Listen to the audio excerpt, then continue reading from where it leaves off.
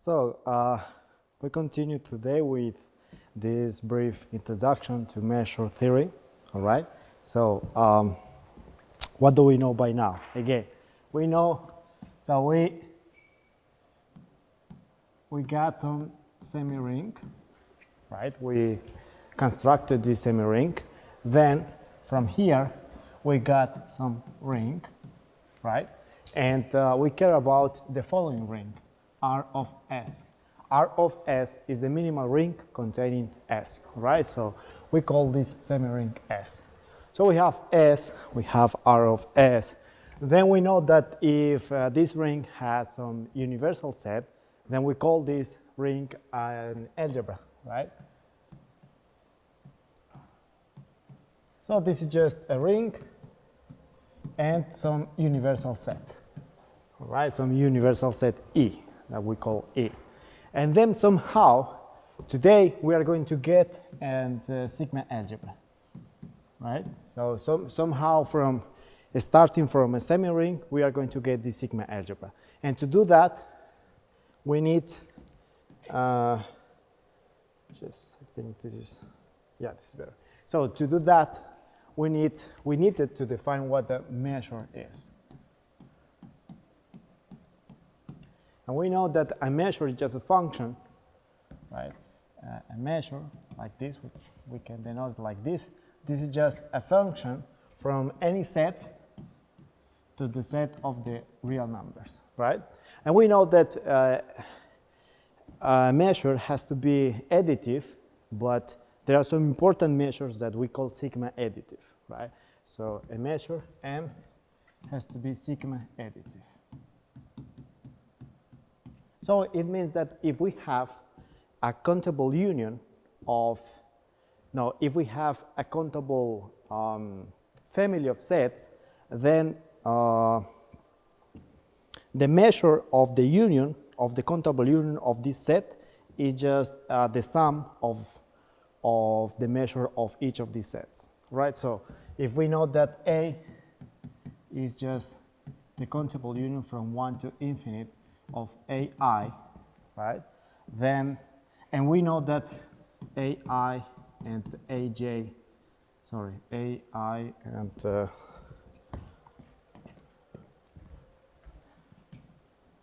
we know that the intersection of AI and AJ is empty for any I different from J, right? So actually we have this, we have here a disjoint union. Then the measure of A is just the sum from 1 to infinite of the measure of each of these AI, right? So if this is true, then it means that this measure is sigma additive, all right? So we have this new property. Good. Now, what else do we know? Let me check. Yeah, so then we defined a measure on a ring, and then we define something, so we define the following. So we define this measure, well, this outer measure. So this is the Jordan outer measure, all right? And we also define the Lebesgue outer measure. And we know that an outer measure, so let me write that, an outer measure is not a measure, right? So this is not a measure.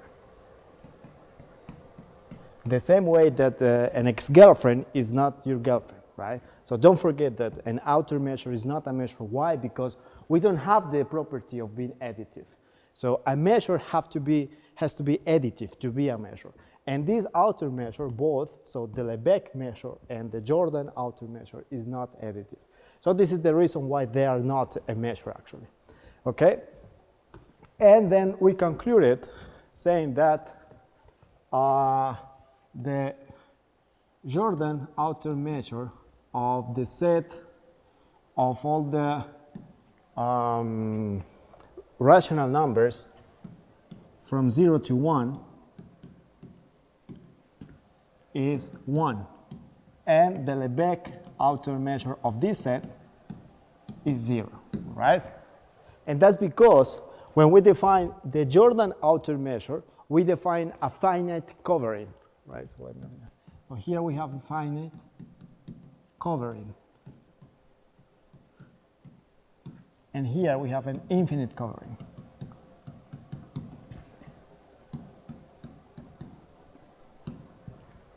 It means that since we have, so the cardinality of the rational numbers from 0, between 0 and 1, of course, is infinite. We have infinite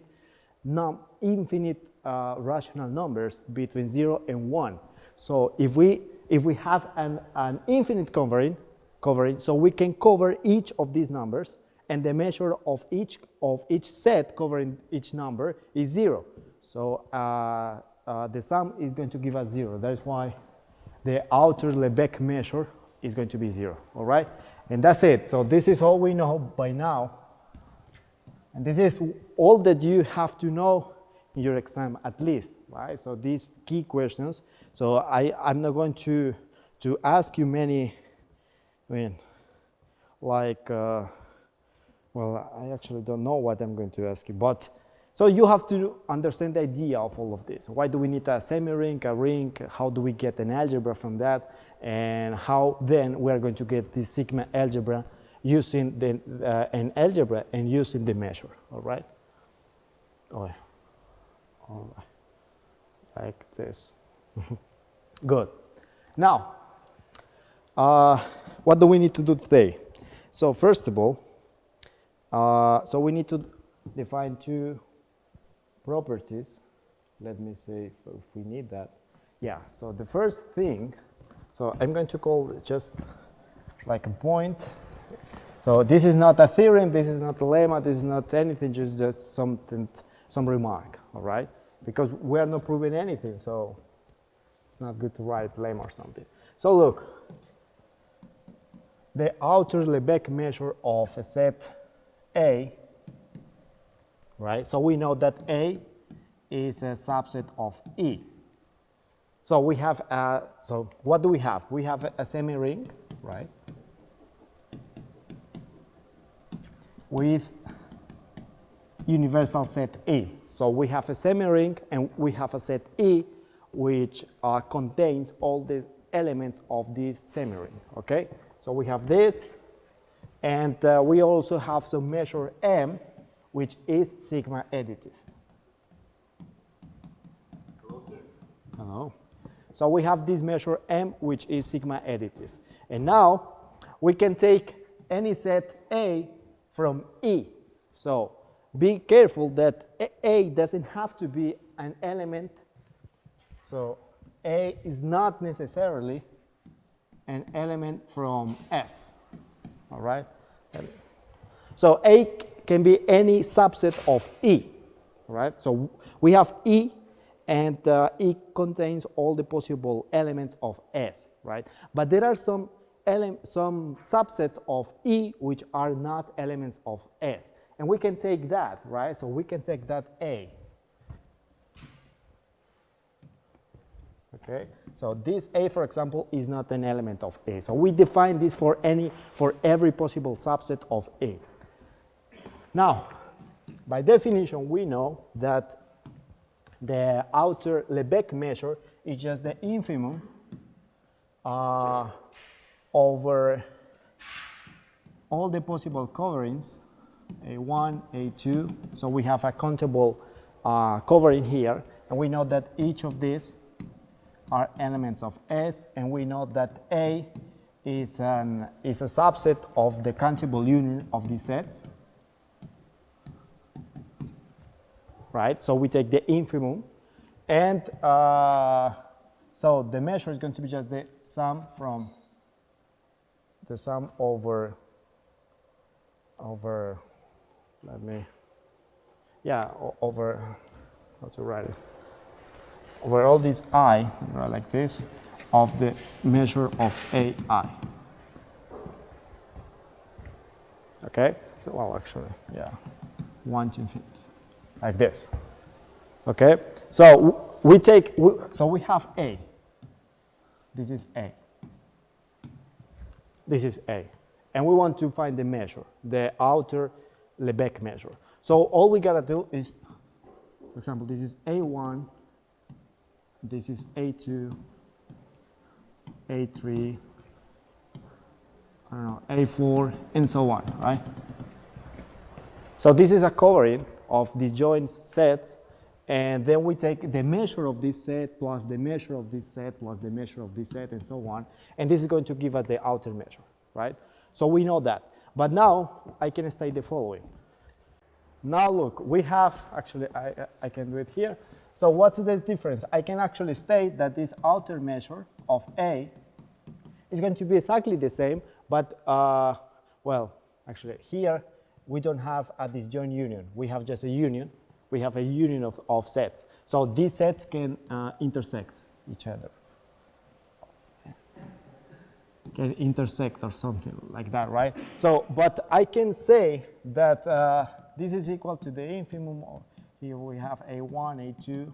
This is a countable. And A is a subset of the disjoint union of these sets.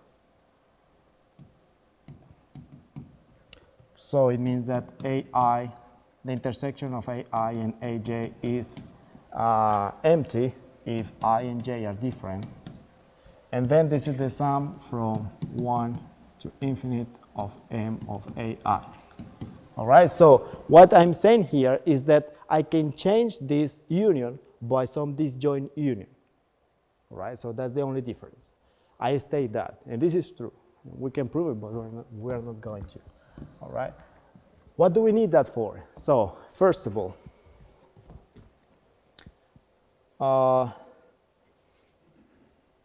what do we need that for? Yes, so if we have, well, this is a theorem, but I'm going just to write this point like a remark, but this is not a remark, this is something we need again. And it states the following, that if we have, so if we have some set B and some set B1, B2, and so on, so a countable collection of sets such that B is a subset of the union of BI, then the outer measure of B is less or equal than the sum from 1 to infinity of the outer measures of each of these sets. All right? So this is simple. I mean, you can see this, right? So this is not like difficult. So we have again B, and we have some, so this is B.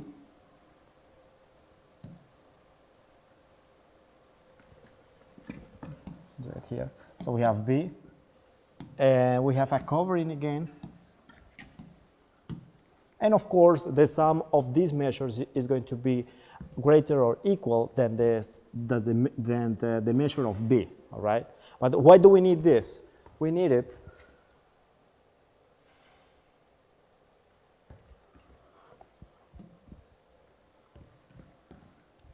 like that. We need it because I can state the following. So if we have for any, so this is, let's call it lemma. So for any A and B being a subset of E, so we have two subsets of E, we have that the absolute value of the difference of the outer measure of A minus the outer measure of B is less or equal than the outer measure of A symmetric difference with B. Okay.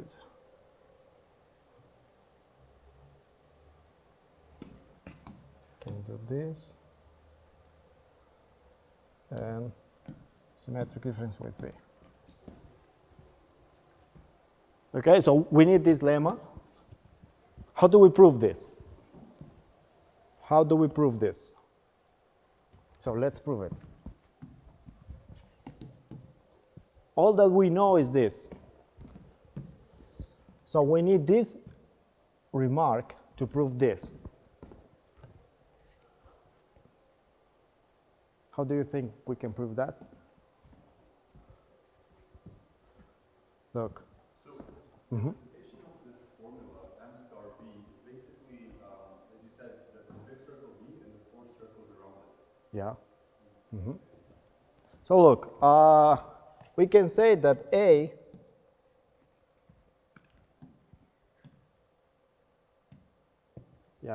is a subset of what? Of B union A symmetric difference with B. Yeah? It is true or false? So we have A here and we have B, right? The symmetric difference is this and this. So we take the symmetric difference and plus B. So we get everything, right? A union B, actually. So A is a subset of A union B, of course, right? You can't see, right? Okay. And that's it. So look, we have that this set is a subset of this set. So we have that this set is a subset of this union. So we can apply this. So from here, we have that the outer measure of A is less or equal than the outer measure of B plus the outer measure of A symmetric difference with B.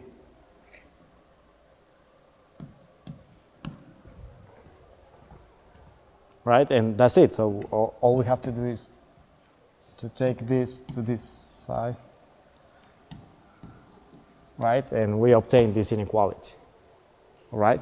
Theoretically, part of the exam, so we need to know also how to prove the lambdas like that. I don't think, I mean, this one, no. But you will have difficult theorems that you will have to know if you want an excellent grade, of course.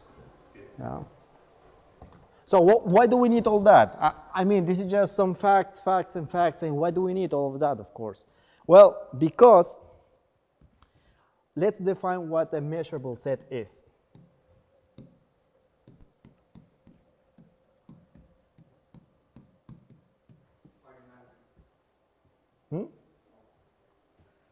What? So what a measurable set is. So this is a set for which we can assign some measure, right? Just like that, right? But how do we define this kind of sets? Maybe going from the measure that you said, you can think of measure as volume. So maybe it's a set of volumes of segments. Yes, yes, and how, right? So look, we have to do the following. So for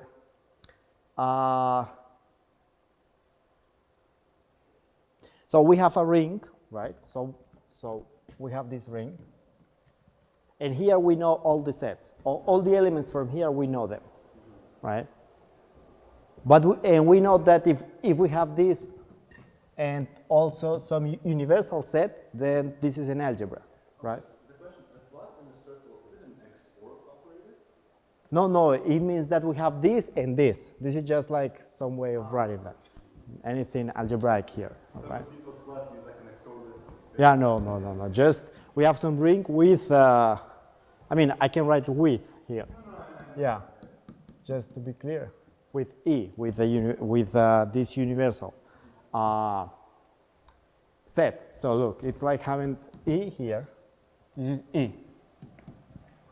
And let's say that this set and this set and this set, this subset of E, they are the elements of RS, okay?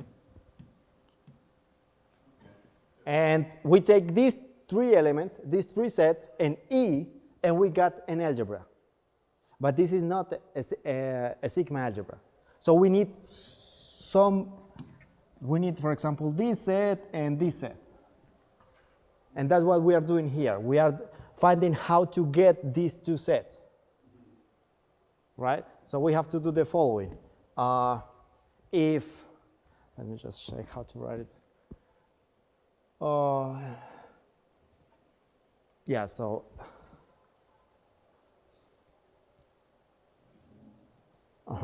So a set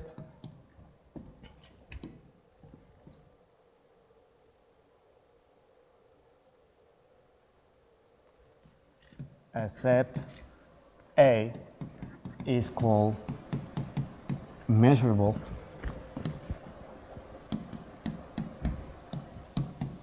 if for every epsilon greater than 0 there exists some A sub epsilon which is an element of Rs such that the difference of the outer measure of A epsilon and the outer measure of A is less than epsilon.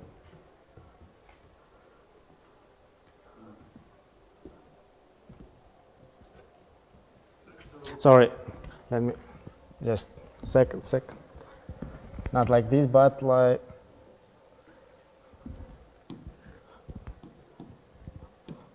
this.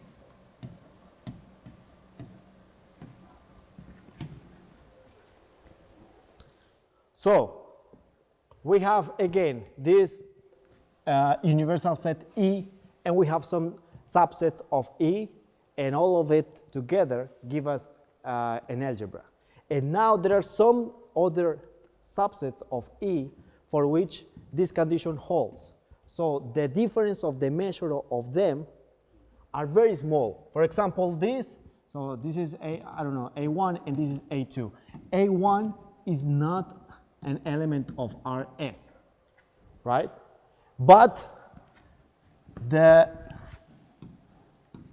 difference of A1 and A2 is less than epsilon for every epsilon greater than 0.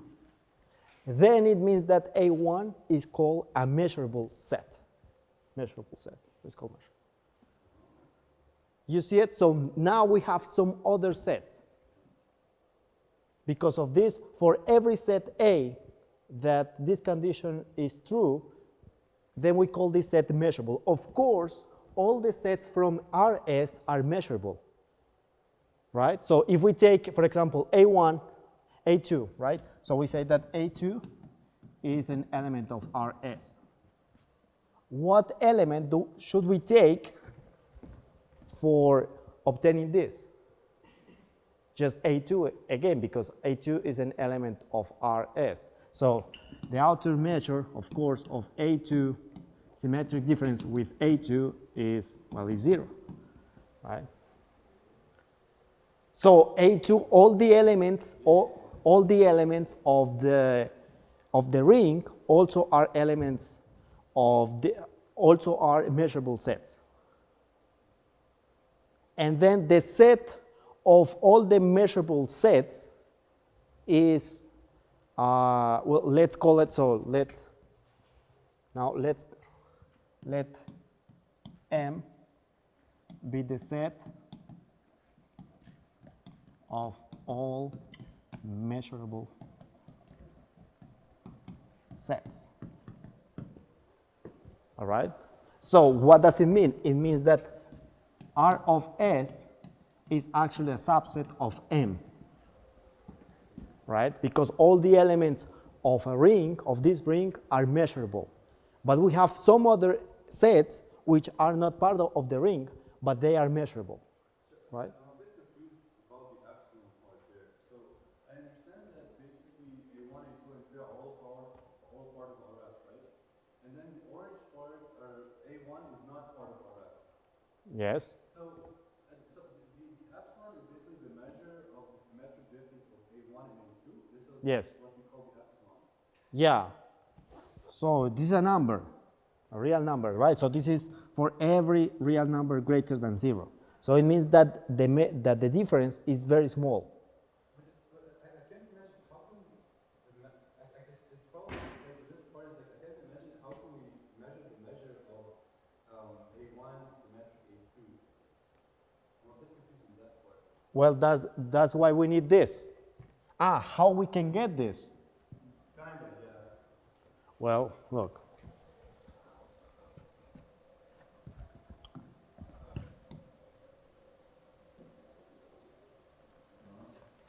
This is, for example, A1, and this is A2, right?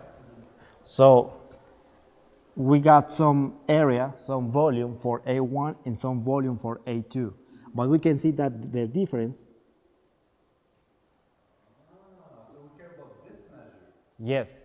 So this difference is very small.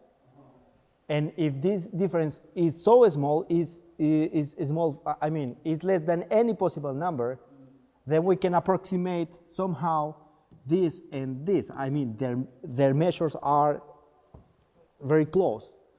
And yeah, and then this set A2, if if we say that A1 is from RS, then A2 is not from RS. But since the difference of the measures are so close, then A2 we call immeasurable. So this is an element of M, right? Because the difference is very close, very small, right? So this is what we did. And now what can we state? So we have a set of measurable sets, and we can prove the following. We can prove, why this is happening? We can prove that M is an algebra, right? We can prove actually that M is a sigma algebra.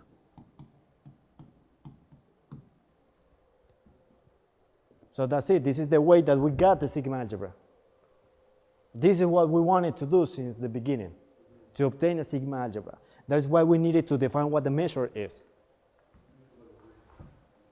right? So do you have any question now? If you have any question, please ask.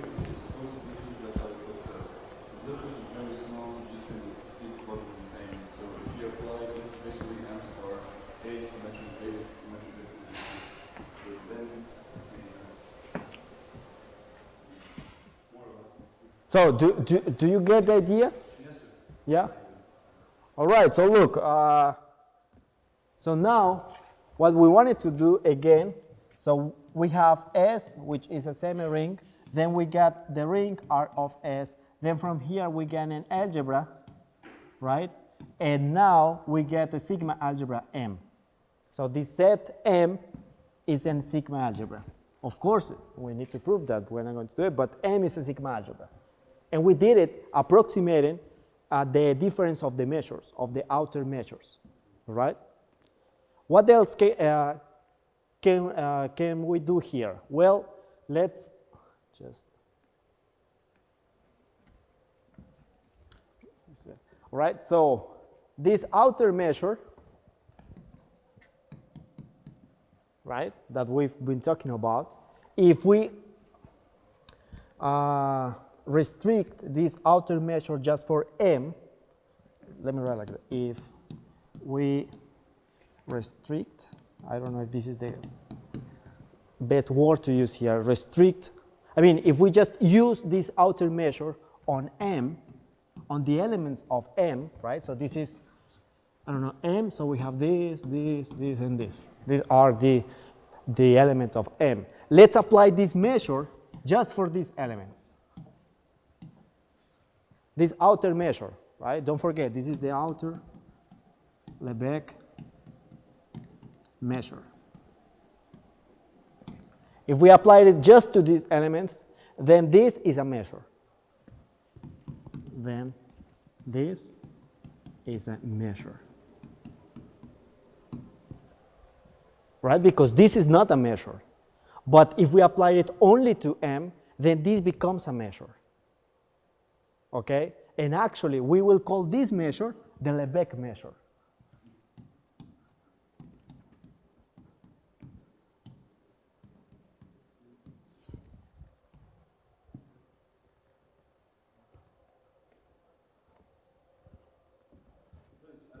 What do you mean by restricted in that sense? When we drew up the circle and four circle, one set and four sets in it, what is meant by restrict? It means that this, if we had E, right? And we say that this is from E to R. We say that. Let's do the following. Not to E, but from M I mean, from all the elements of M to R.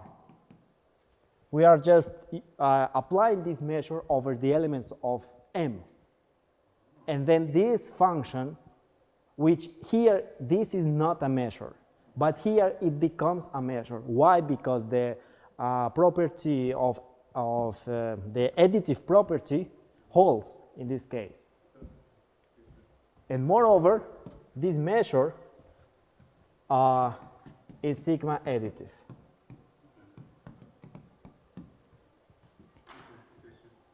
All right, so we get a set of measurable sets called M. In this set, we define the outer Lebesgue measure, but if we apply this outer Lebesgue measure only to this set, yes? Last class at the end, when we just introduced the Lebesgue measure, you said that the Jordanian measure, the Jordan measure, is not a measure. Yeah. But the Lebesgue measure was. You said that last time, no? Because if we take rationals between 0 and 1, or I mean, yeah, if we take all the real numbers between 0 and 1, it's a measure. Yeah. So, yeah, well, in that case, when we talk about the rationals and all of that, we are talking about M. oh, so okay. We are just applying this measure, which is not a measure, on M, so it becomes a measure. So it's a case of this. Yes, exactly. Right? So that's it. We obtain a measure, sigma additive measure, over a sigma algebra. All right? Good. And we can prove that this is a sigma additive, and we call this measure the Lebesgue measure.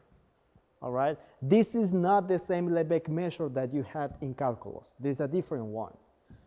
The Lebesgue measure that you had in calculus, we call it classical Lebesgue measure. I mean, this is not everyone call it like that, but let's call it like that, right? So the Lebesgue measure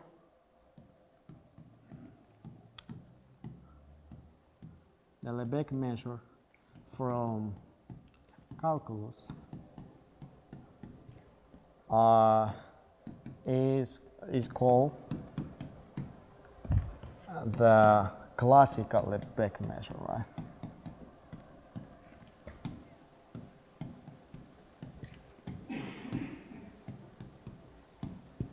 Okay, and we are going to denote it like lambda, right?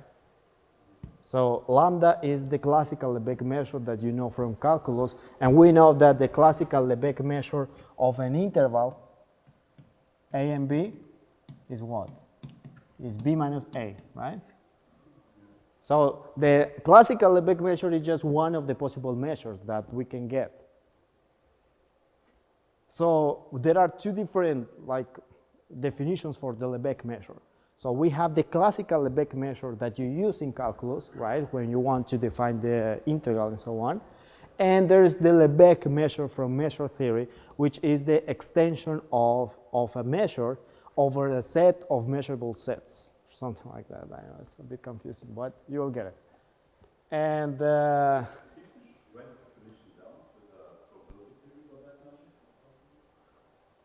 all right, so okay, so we will call it just mu, right? So this is the, okay, now Lebesgue measure.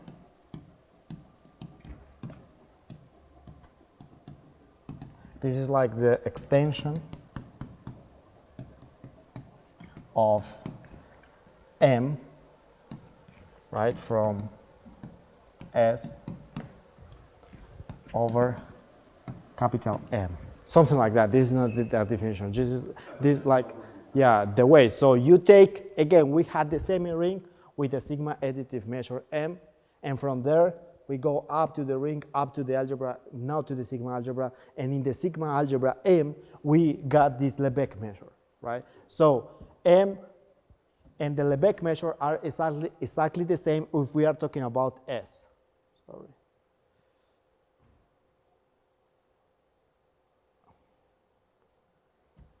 All right. So, yeah. So that's it. We know what A sigma algebra is, we know how to, yes? Since we don't define the little s here, Uh-huh. it can be anything. So the Lebesgue measure depends on little s, Yes. on little m. Yes. So it's like the measure of measures. I mean, like any measure, like the Lebesgue measure can be extended from any measure. Yes. Which is sigma additive on a semi-ring. Yeah. Yes. The difference, I mean, the deal here is that the only example that we need is for when S is just the set of half open spaces, right?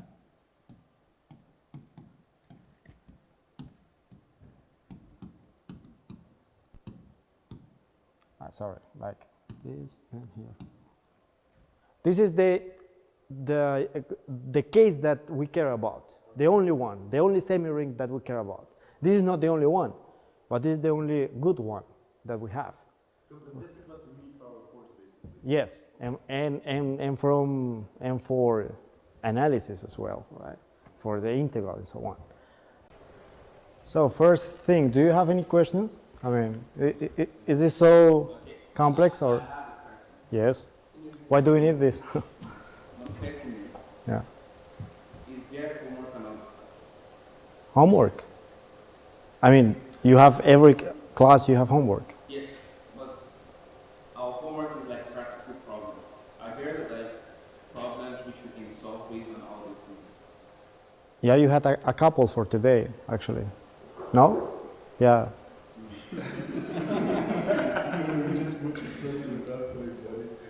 Did you solve it? I tried. All right. Yeah, but again, this is just theory. There are not many. I just need you to understand the meaning of all of this, because everything that I told you, it takes one semester to just to prove. What I'm asking is like, where are we going to apply this? To apply this, Apply the same meaning. we just did. I mean, we just got the sigma algebra. This is, So from what I remember, you were going to use it for infinite spaces. Instead, sample spaces which are infinite. That's where we're going to use it. yeah.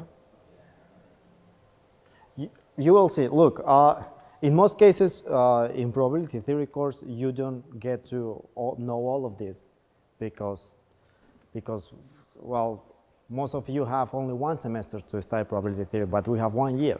So that is why we have time for all of this, okay?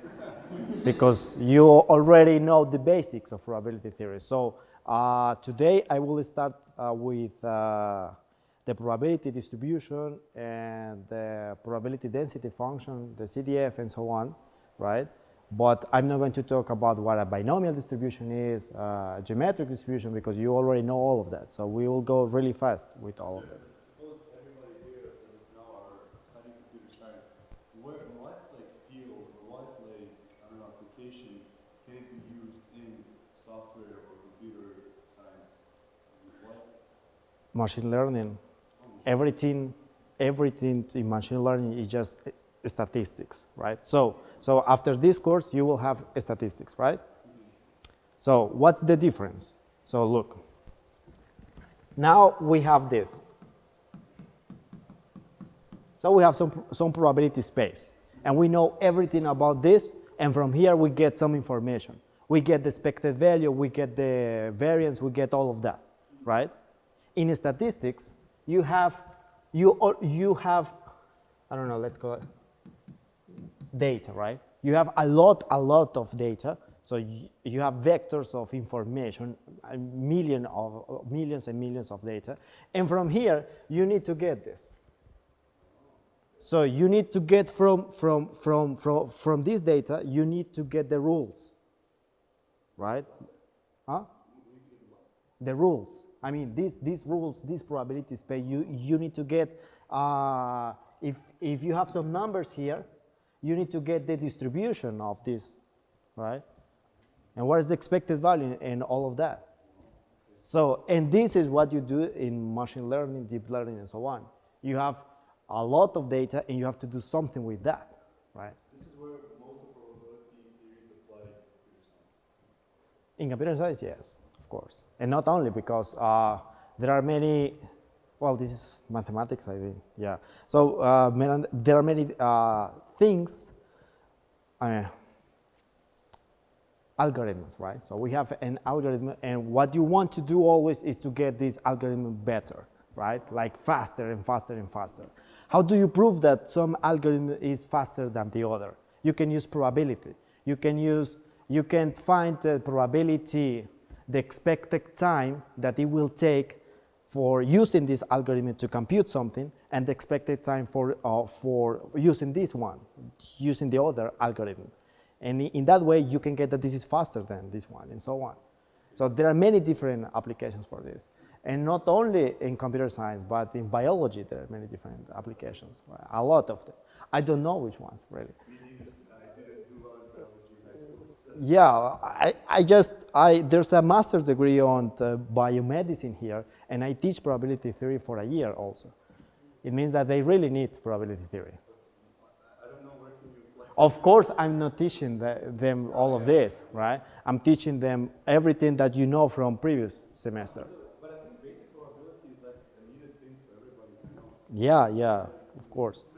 So believe me, in statistics and in machine learning and so on, you will need to know what the variance is, what the expected value is, what the normal distribution is. If you don't know that, of course you can get something, you can compute something, but you will not understand where this is coming from, right? So this is very important for you, okay?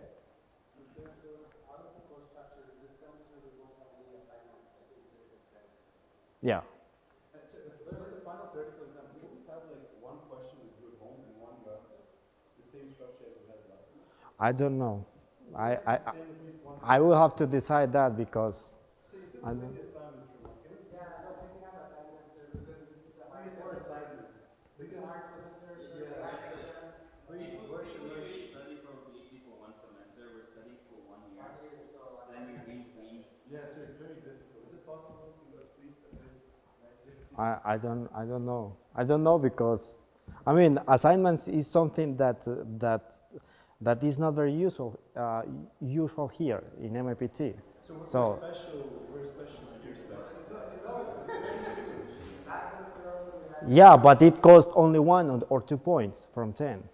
Yeah, but it's still So I don't know if.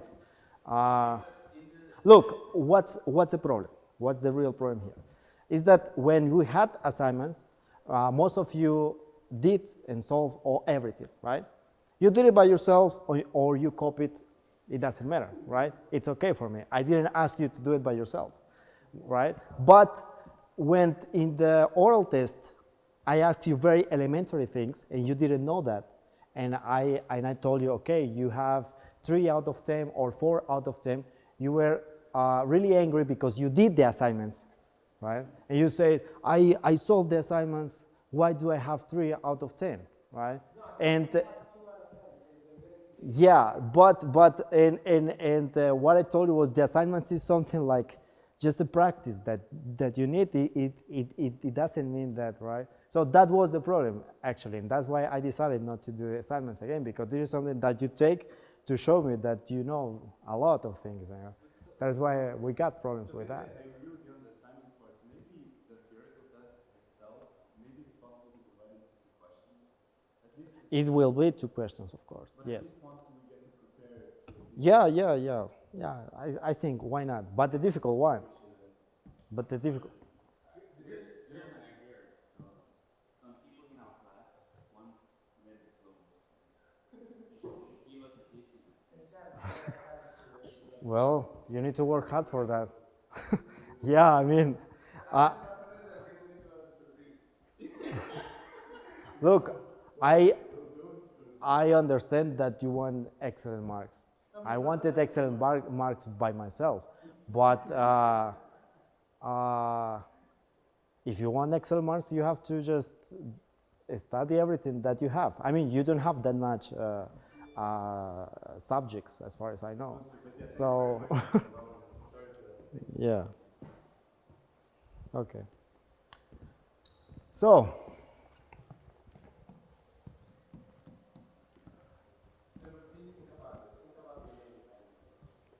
No, as admin I mean, look, most of you didn't solve everything by yourself, and I can see that from the solution. That's not difficult to see because it's even funny when you had to write some letter like this or something. I know this is a letter, and some of you didn't even know if this is a number, a letter, and you just like. Maybe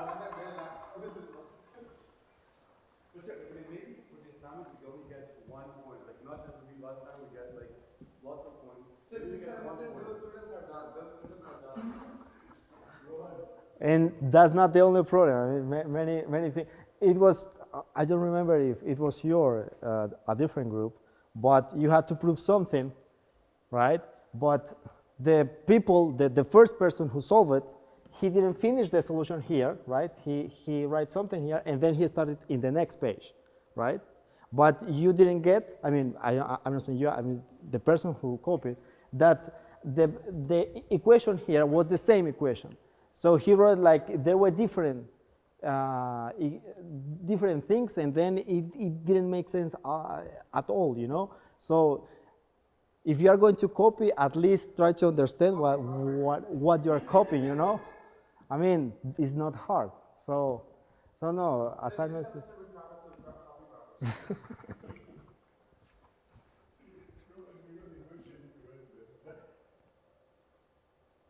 All right.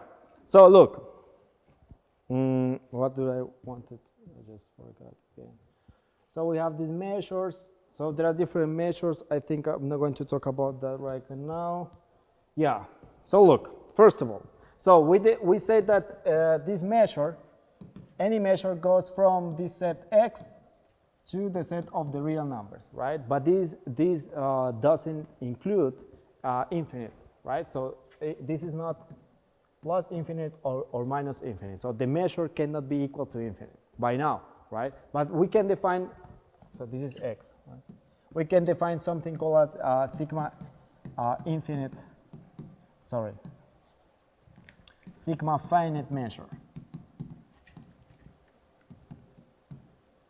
I'm not going to define strictly what is this, but this is just the following. So you have, for example, the real line R, right? And you have here B1, B2, B3, and so on. Some countable sets. For example, here this is 0, 1, 2, minus 1. So you take all the intervals between the integers, right? Here, you can define a measure, right? And the measure in this case is going to be 1, for example. This is measure 1, 1, and 1, and so on, right? So you can take the measure of each of these intervals. And the sigma finite measure is just the measure of the union of these sets, right? So if you take a sigma finite measure, so we say that this is sigma finite, then now this measure goes from X to the set of the real numbers, and this upper line here means that, so this means the set of the real numbers also plus infinite and minus infinite. So now, of course, if this is 1, 1, 1, and 1 until infinite, you get infinite. Now the measure can be infinite, okay? And so the measure which can be infinite is called a sigma finite measure, right? This is just the union of some finite measures, right? Finite, we have some finite measure, sigma, because we have infinite finite measures, and we get an infinite measure, all right? Good. Now, we need to start talking about probability distribution. But to do that,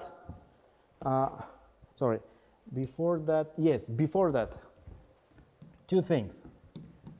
First, not every set is measurable. So if we have all the real numbers from 0 to 1, for example, right? So we cannot take just the set of all the subsets, right? And we can say that every subset of this segment is measurable. This is not true. Okay? How this set looks like, we don't know, right? We can prove that it exists. Well, no, that's not true. We actually know. Look, so there are two different non-measurable sets, famous.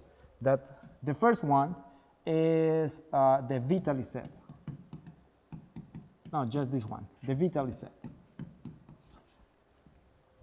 The Vitali set is an example of a non-measurable set. So this is a set of numbers from 0 to 1 which is non-measurable. All right? How do we get that? Well, that's not that easy, but no, you can check that result.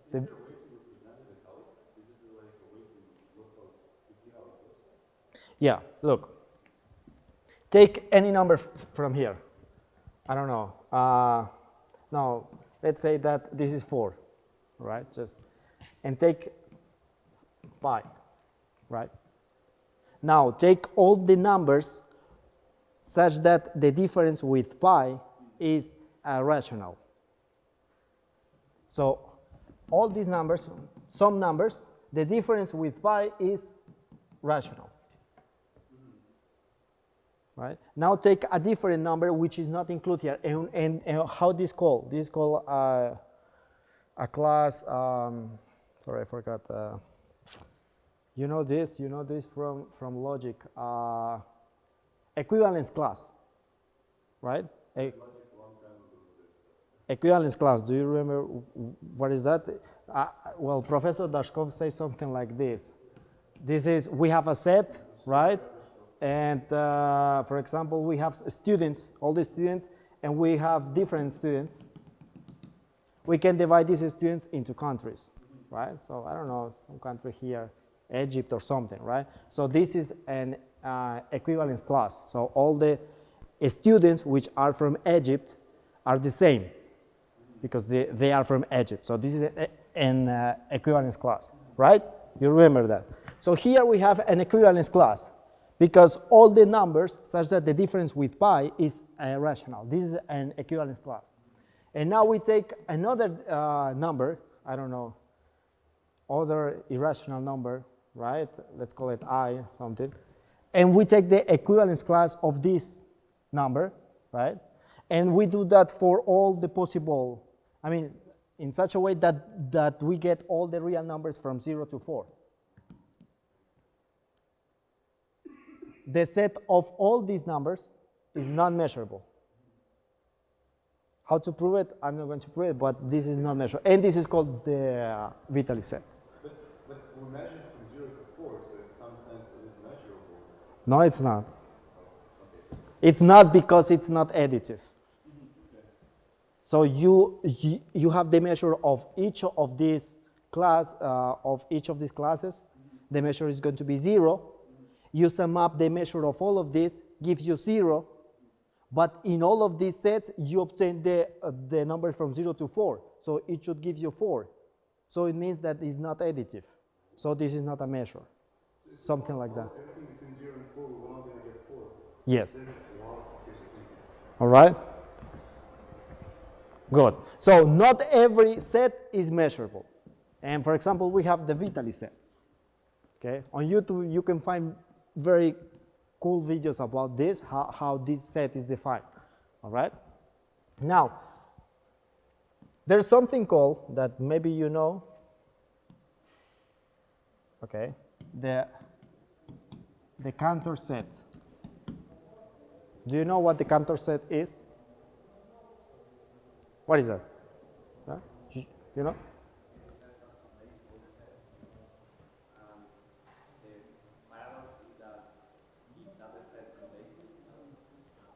Well, something like that, maybe. Look, what is the deal with the Cantor set?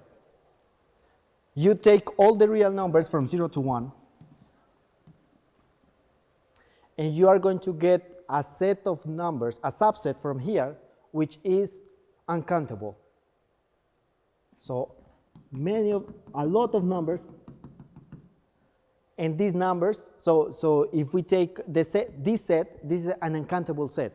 So the cardinality, right, cardinality of this set is the same the real numbers, right?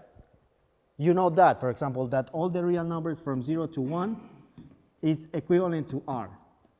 You know this, right? So this is exactly the same. We are getting a subset from here, which is uncountable. And now, the measure of this set is 0. So the measure of the Lebesgue measure, the Lebesgue measure of the Cantor set, let me write like this, Cantor set is 0. And you can prove that, right? So that's amazing also.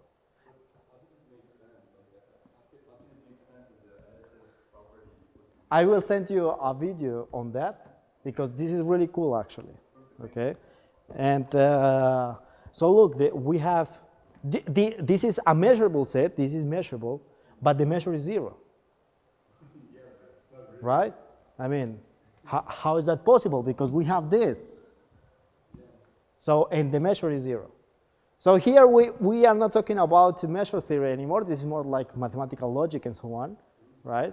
But why do we need the Cantor set? Because I told you that we have discrete probability distribution and we have absolutely continuous probability distribution, right?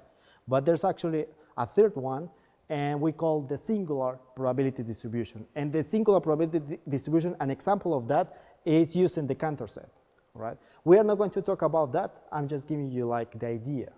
So absolutely continuous and discrete probability distribution are not the only distribution. We have a third one, okay? Good.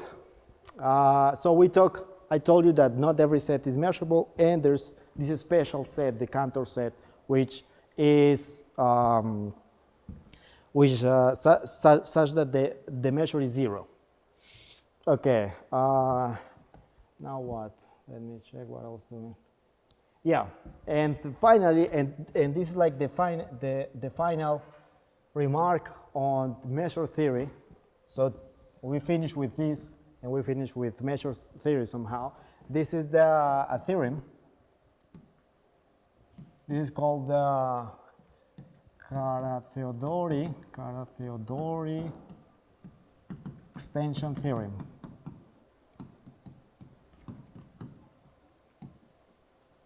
And this is very important, and you need to know this theorem. Not the proof, because the proof is hard, but you need to know this theorem, and you will understand why.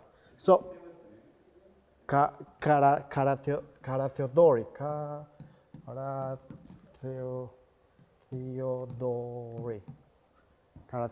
extension theorem. Oh, sorry, we have that here. Yeah. So, what do we have here? We have that, let me just check. So look, we have S, this is a semi-ring, and we have M, which is a sigma additive measure on S, right? The same that we've been doing before. So we have a semi-ring and we have a sigma additive measure here. Now we can get this. What is this? This is the minimal sigma algebra containing S, right? So we have this minimal sigma algebra containing S. Minimal sigma algebra containing S, and then here we have the Lebesgue measure, right? Just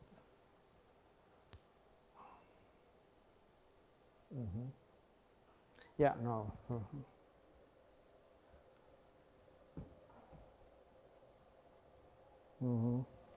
Here M is sigma finite, by the way.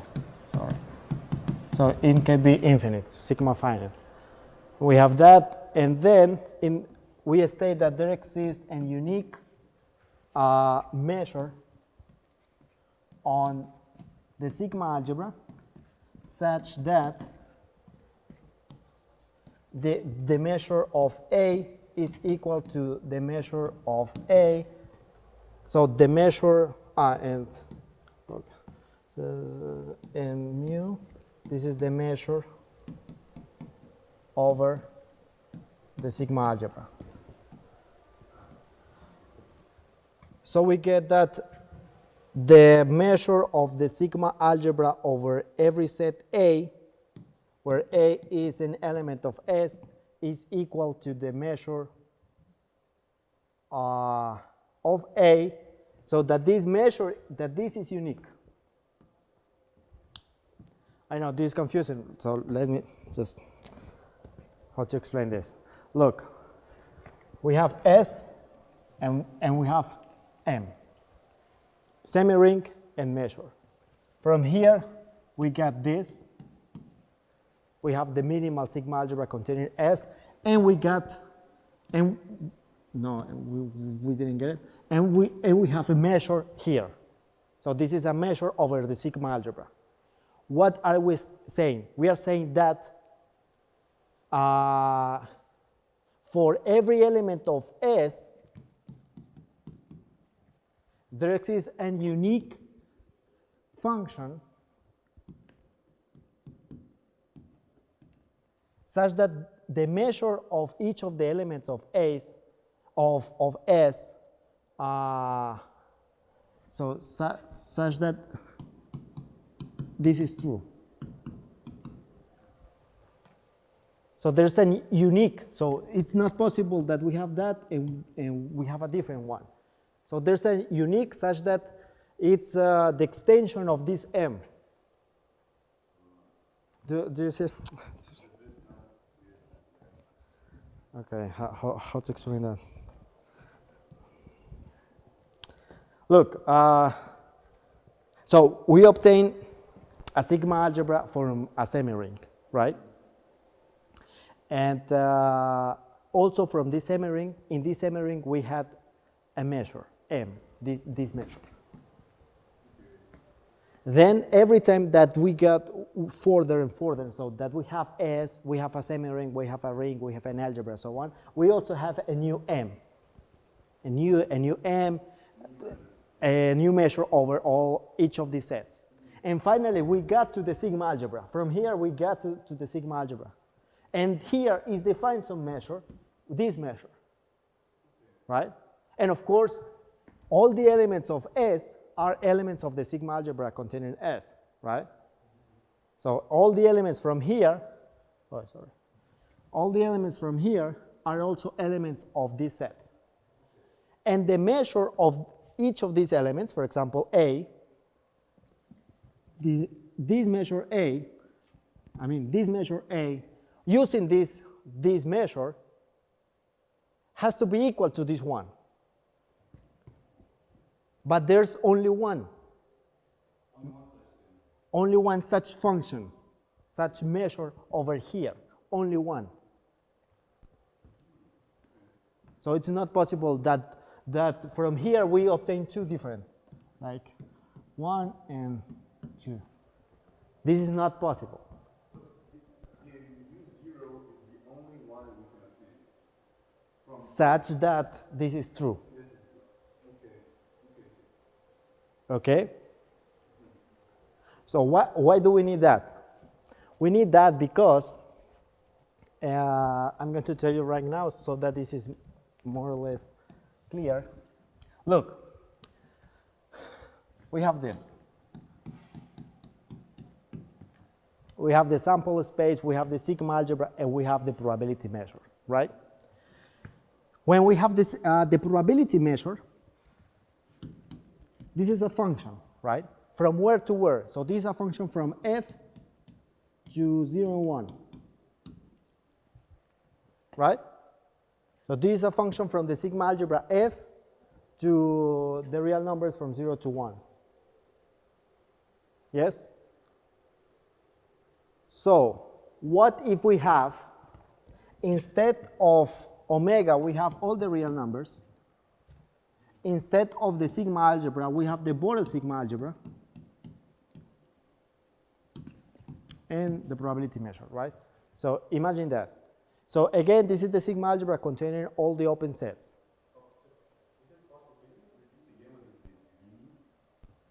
This is the Borel sigma algebra. Borel sigma algebra. And this is the set, the minimal set containing all the open sets. All right? So look. So we have that P is a function from the Borel sigma algebra to 0 and 1. Yes? Now, it means that for every possible element of the Borel sigma algebra, we have some number. And this is the probability, right? For example, if we are, this is R, this is from 0 to 1, and this is from 1/2 to, I don't know, 5. So for this interval, this is an element of the Borel sigma algebra. This is an open set. This is an element from this Borel sigma algebra. From this interval, we have some probability, pi, right? I don't know, some number, right? And for this interval, we also have some probability. So for every possible element of the Borel sigma algebra, we have defined the probability. So for every possible open set, we have a number from 0 to 1, right? So the purple PI is not part of the PR in our case. No. This is, pi goes from here, right? Is a number from 0 to 1, right? But the light blue is part of PR. The blue. Yes. So this is an open set from 0 to 1. So the open set from 0 to 1 is an element of the Borel sigma algebra, right? So the Borel sigma algebra is the sigma algebra containing all the possible open sets. Okay, so every possible open set is an element of the sigma algebra, all right? But look, so we have this. We have that, for example, for this open set, we have some probability. For this open set, we have some other probability. So it means that for all the possible open sets, we have probabilities. Try to get a function. So try to draw this function. This function P. So this is P, and this is the Borel sigma algebra. That's not possible, right? How do you get this? And this is equal to some number, but this is equal to other. I mean, this is very complicated. This is not possible. All right? So it means that we cannot use this P here. To describe this random variable, we are not going to use this P. So this P, we cannot represent what the PR from 0 to 1 is impossible in our case. Yeah. Because for every open set, we have a different value. Right? So look, we have a sigma algebra here, and we have a measure over this sigma algebra. Right? But what can we do? In this P, and here we start again with probability theory. This is called the probability distribution.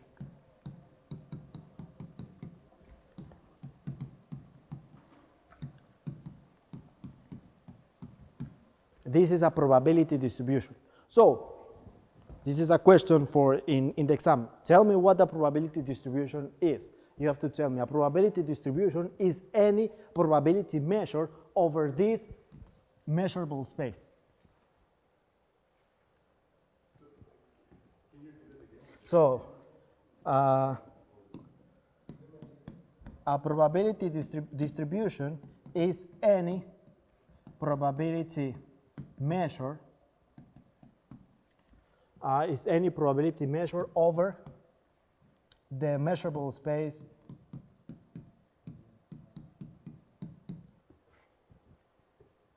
this is a probability distribution P.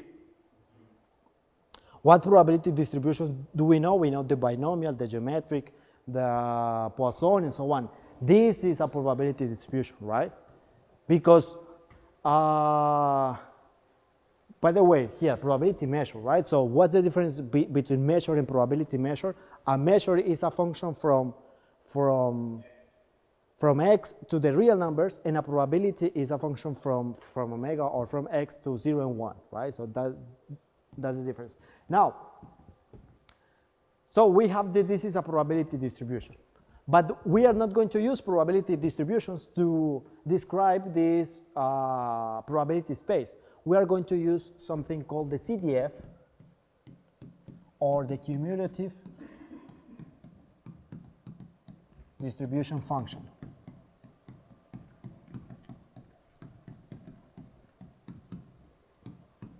And we denote it like this, f of x, right? So how do we define it? F of x is just the probability that, well, the probability measure of the following set.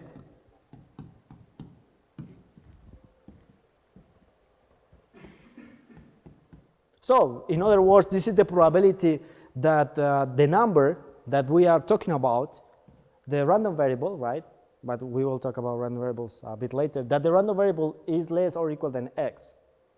But also can never go down, the value never increases. Yes, but look, this, what is it? This is the probability distribution. And this is the CDF. So the probability distribution is defined from the Borel sigma algebra to 0 and 1, right? But the CDF is defined from R to 0 and 1, right? Because the CDF is on every x. So we take all the possible real numbers x. So do you see, now look at the difference. We have here R, and here we have the Borel sigma algebra. So we can represent this in a graph like that, right? So if it's a P and a PR, we can represent R, f(x) of R tends to 0, 1. It is represented. Yes. But if it's a BR tends to 0, 1, it is not representable on the graph. Yeah, no. So why? Because for every x, so this is a function from the real numbers. So for every x, we have some f of x. So this is a function that we all know, a usual function, right? So look, to define this, we only are talking about these half spaces from minus infinite to x. But all of these sets are elements of this. All of them. But also there are some elements from here, like from 1 to 2. This is an element of this. But here, this is not represented this. So how do we represent? How do we know that for every probability distribution, we have a unique f? Because maybe we have a probability distribution, and then we have f1, we have f2. Well, actually, the other way. Maybe we have f, and maybe we have p1, p2, p3. So maybe for some given CDF, we have different p, for which the value on these sets are the same, but the value on this set, for example, is different.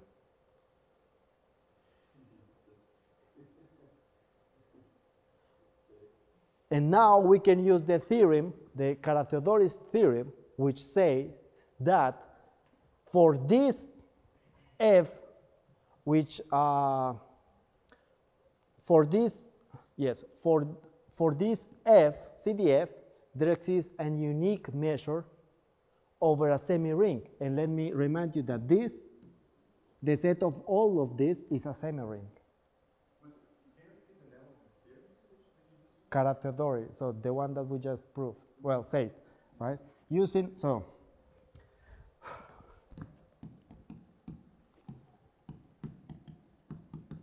Carathéodory's theorem, we show that if we have some P, then we have a unique F.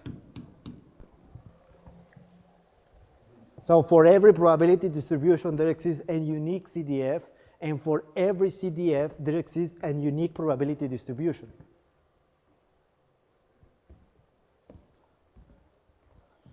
Now, do you get the idea? I get the idea,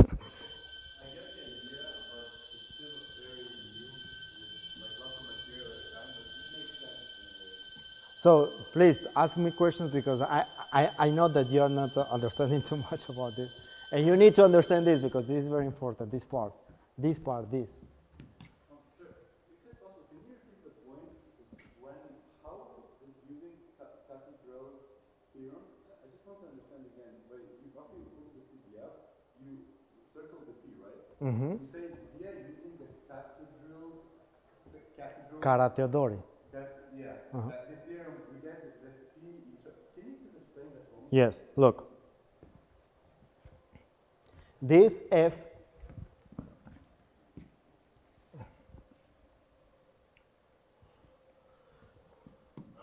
okay, look, this P over here, this is M over S. This is the measure M that we define on this over the semi ring. And this F, this is, well, actually no, it's the other way. This is the measure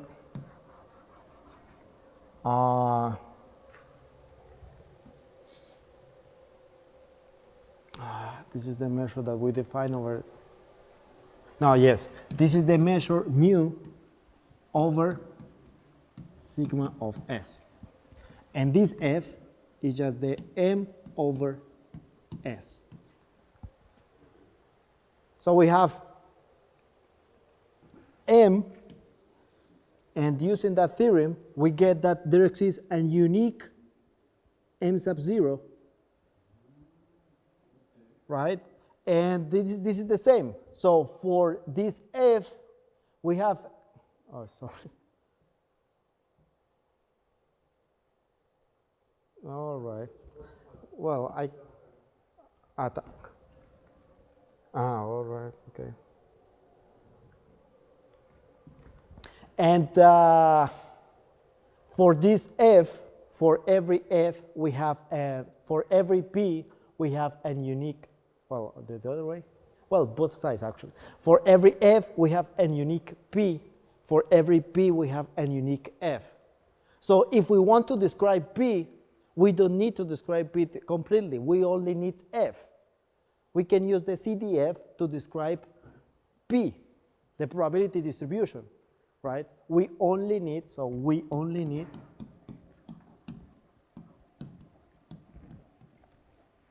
F, so the CDF, to describe, to completely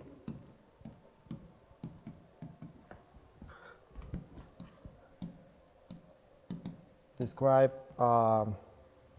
P, the probability distribution.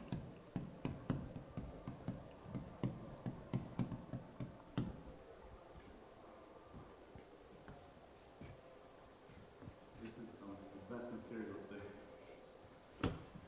Yeah, this is very important. So it's very easy to see your head, but when you're trying to explain it, it's.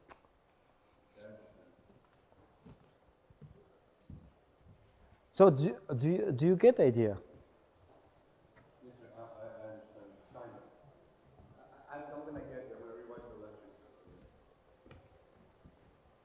I'm going to look for some material, some YouTube videos, because YouTube videos are the and I will send it, yes, because this is just the beginning. What? So this is getting harder and harder. So please, good. So you want to solve the first one, right? Please, yes, we listen to you.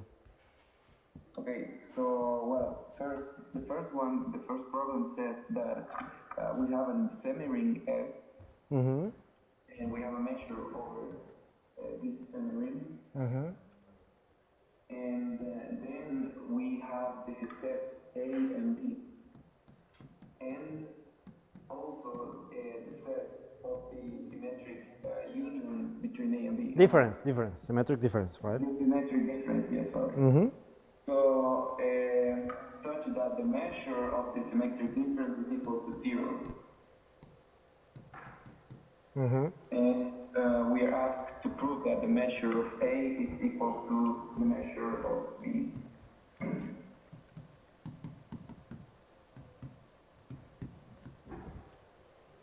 How do we do that?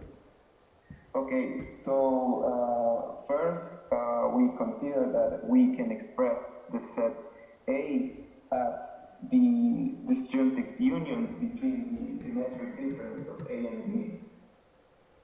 So A is equal to the symmetric difference of A and B, and that is and with the disjunctive union of B. So for You mean minus B? Or, no, wait. disjunctive union, no, it's disjunctive union. Yeah, Then this is A union B. this is A. No, that's just A. But this is not true, right? So look, we have A and B. This is A, this is B, this is A symmetric difference with B, and you want to, I mean, this is not possible because asymmetric difference B intersects with B, so. Yeah, but I mean, as far as I understand, the disjunctive union is like in this case, it will be, how to explain it with words. I think I understand what you want to say, but Another look. symmetric difference instead of the union. Let's find A. A symmetric difference B, symmetric difference B. Right? Wait. No. Yeah, I think so. Yeah. B? Here. Yeah. Because the disjointed union means a symmetric difference. Like But this is A minus B then. Is it? I don't think so. Yeah, because we get this only. Right? So look, there should be something like, yeah? No, it's A. Look, sir. So, okay, my idea was the following. So this is this, but if you No, this is not possible. no, this. This, uh-huh. But this is the same as this if they're basically if asymmetric difference B is this and then B is this, so the intersect is here and then we reverse it's this, so this is A. Right? No, look, so we have this symmetric difference with this, we take out the intersection. The intersection of this and this is this, right? So we don't take this, we take this. So this is equal to A minus B, Maybe. right? So here's the thing, I mean, I got that expression because, like, according to Wikipedia, the symmetric difference is the union without the intersection, right? Like, Yes. put it. So if we take the union, the symmetric, the disjunctive union between the symmetric difference of A and B, we will get A. No, this is not true. I don't know if you can see that. This is not, this is, I mean, this is equal to A union B. This gives us everything. No? So look, let me show you the following. Let's find A minus B. Asymmetric difference with B. And, an intersection with A, right? This is A minus B. And in the same way, we can get B minus A.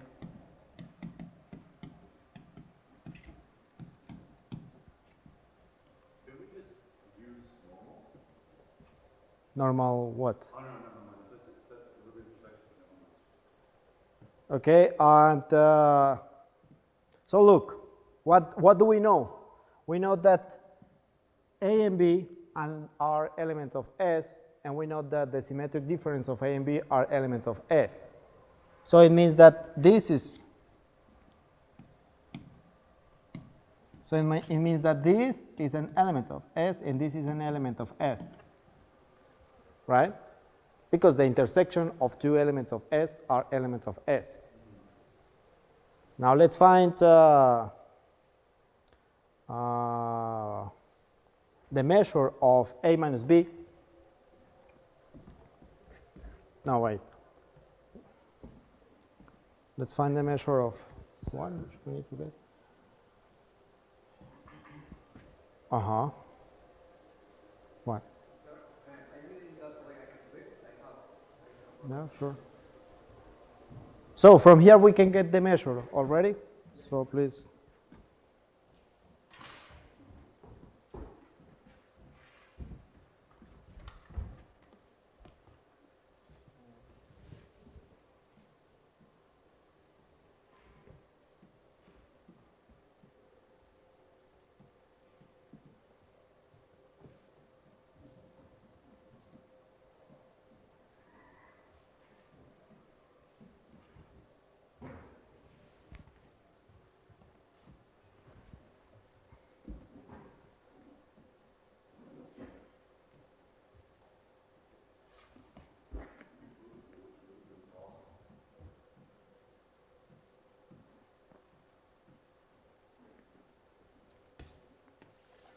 All right, this is 0, we know that, and this is equal to this plus this. Is it true? Yes. They don't intersect. So by the definition of symmetric difference, it's A union B complementary. Yes.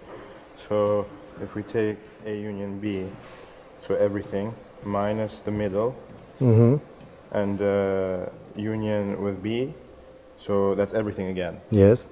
And then here we have A union B minus the middle, intersect B, so it's this. So everything complement this would be A. So I think this one is correct. And I think But how I just don't get this. well, like if you look on Wikipedia and you type in symmetric difference, it's sometimes called disjoint union. It's like the same thing, like another terminal. Like you can check here.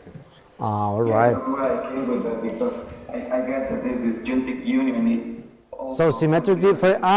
Then you meant here. Oh, sorry. All right. You meant here symmetric difference. Yes. Yeah, I mean, I use the term disjunctive union because the next step of what I was going to do I see. the additive property of the measure. I see. Well, that's different, of course. But I don't know why, but this means that disjoint unions means just the union. But in the case when two sets don't intersect, so for example, we have A and we have B, they don't intersect, then the disjoint union is just the union, right? So that's why, but I don't know why that's the definition for that. But I got it, yes, already Michael showed me his solution, and yes, he's right. And I mean, if we consider that we can solve the problem. Yes. Yeah, you're right. Okay, so we have here, yeah, that's it. So it doesn't exist a measure that is negative, so they are equal. So they make that this is 0 and this is 0, so we finish that. Yeah, that's it. So you can see that we proved, well, he proved that actually the measure of A and the measure of B is equal to the measure of the intersection. So they are equal. This is what we wanted to prove. All right, thank you. Sure, but I think there's another way of proving it. There are many different ways to prove it, yes, that's for sure. There are different ways to prove it. Like this, for example, Michael and Gabriel were right. I mean, you can do it using this, something. So the way that I went about doing, so since we know that asymmetric B equals to 0, I can represent a triangle, it's called symmetric B, as A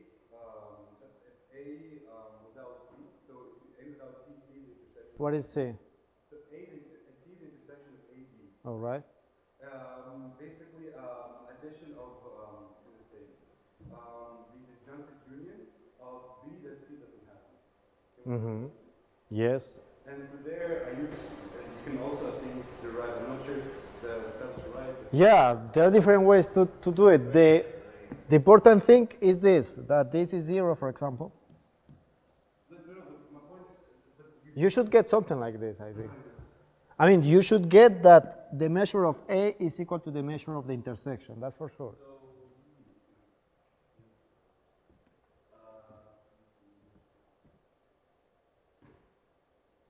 Why can we omit the minus?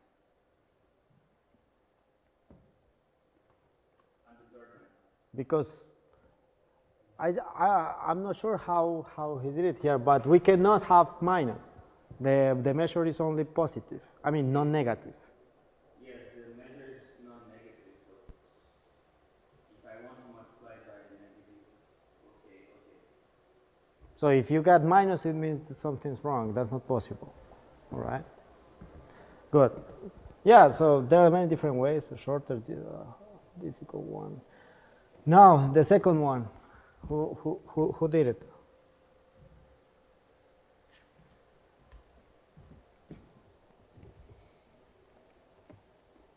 Hmm? I did it. Okay, how did you do it? What's your name? The same way. Why this? Okay, wait, look. What do we need to prove? So we have some semi-ring, and we take all the elements such that the measure is 0, right? So the measure for every AI is 0. So we take all these possible AI, and this called this S1. We have to prove that this is a semi-ring as well. So what do we need to prove first? That the empty set. Yeah. Why the empty set belongs to S1? Because the measure is 0, yes. By the way, AI is different from the empty set.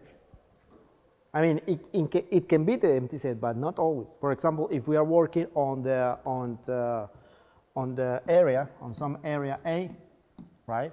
We have this area A, and we have some line L. The measure of L is 0, but L is not empty, it's a line, all right? So if the measure of something is 0, it doesn't mean that this is the empty set. So this is the first case. The second case, what else do we need? How is proving the measure? Okay.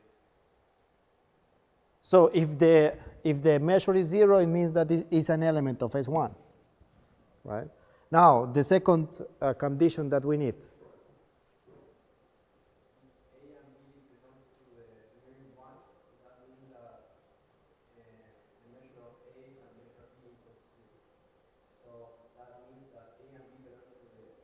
The intersection, you mean?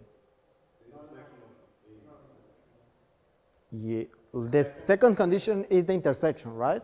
Yes, but I didn't finish that. Ah, right. So look, we have A and B, and they both are from S1, right? And we need that the intersection is from S1. Why? Why this is true? Because the measure of the intersection, of course, is less or equal than the measure of A, for example, right? And the measure of A is 0. So the measure of the intersection is 0. So the intersection belongs to S1. Yes?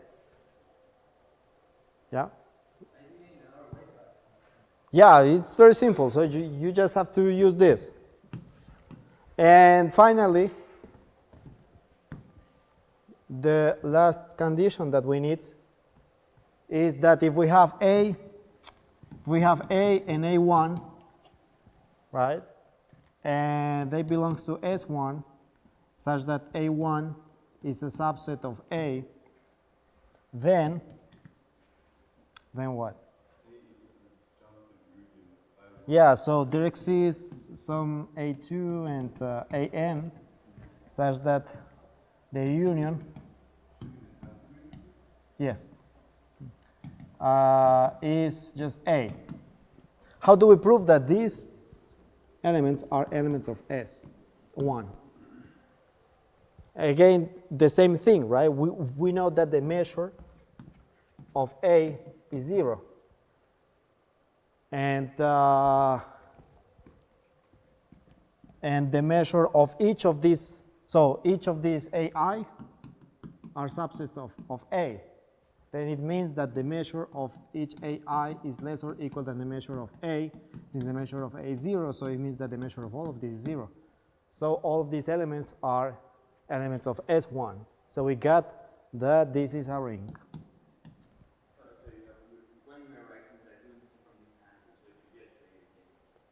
Tell me where, here or here?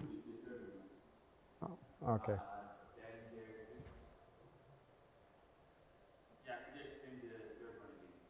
Yeah, that, look, we need to prove that these sets, I mean, again, here we have, this is A, here we have A1. And there exist some elements, A2, A3, AN, such that this joint union give us A. We need to prove that all of these AI are also elements of S1. So it means that we need to prove that the measure of each of these elements is 0. But we know that each of these sets is a subset of A.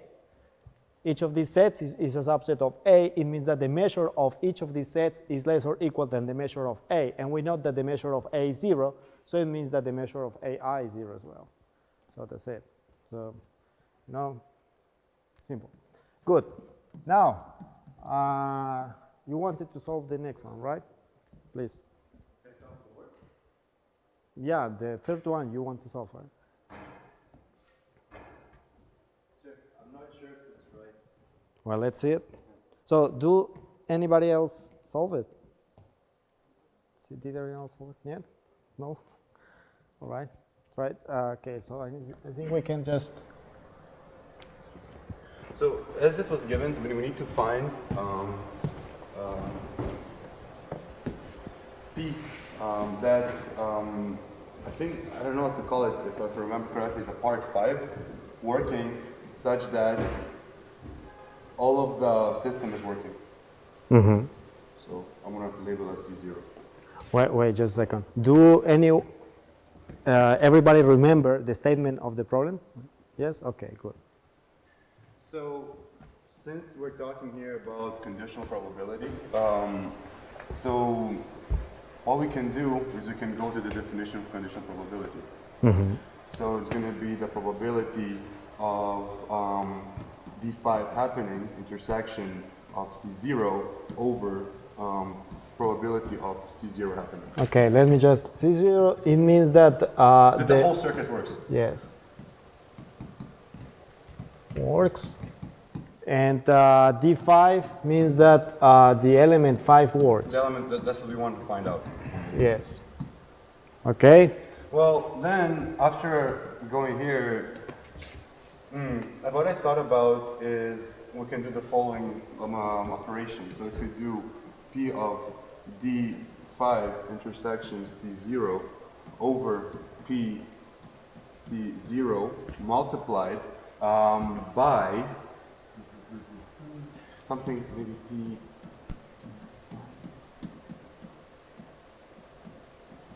This is allowed. You basically multiply by 1. Yeah. So why did I want to do this? Well, here we can see this thing. And here we can call it basically the same as the probability of the whole system working, depending on the D5. Mm-hmm. D5. I mean, it just was easier to calculate. I will show you after that. I'll show you it goes. So we get the following thing. So from here, of course, to write it nicely, I'm just going to do it here. We can have something like probability of D5, D5 intersection C0 over P D, P of D5 multiplied by P of D5 over P of C0. It's basically from here. So now we can, now we're being left with conditional probability here. So if I create a conditional probability, so what can I write here? So here we can assemble that D5 happens and D5 does not happen. So that it works or it doesn't work, right? Yeah, the works doesn't work. And for C0 is that if the whole system works or if the whole system does not work. And here we do the following thing. Yeah. Now, after this, I'm thinking of, so we're interested in the what cases. We're interested of course, of the whole thing working. So for the whole thing, for the thing to work, we're interested in this pathway, and we're interested in this pathway because we're interested that no matter what happens, either D5 does work or either D5 does not work. We're interested that the whole circuit does work in the end. Yeah, so you want to find this, right? Yes, sir. But Then so for How do we find that? well, for now we can say that the probability that this does happen, right, can be equal to what? It can be equal to probability that D5 happens multiplied D8. Oh my God, I just wrote it. Multiplied by the probability of the conditional probability that C0, because C0 only happens if D5 happens, right? There's going to be conditional probability of C0 D5 plus probability that D5 does not work multiplied by the probability that C0 does happen, but the D5 does not work. Okay, you can write here. Yes, sir. So, Just a sec. So, do you get this, all of you? Where is this? This is just the total probability formula, right? So we can define.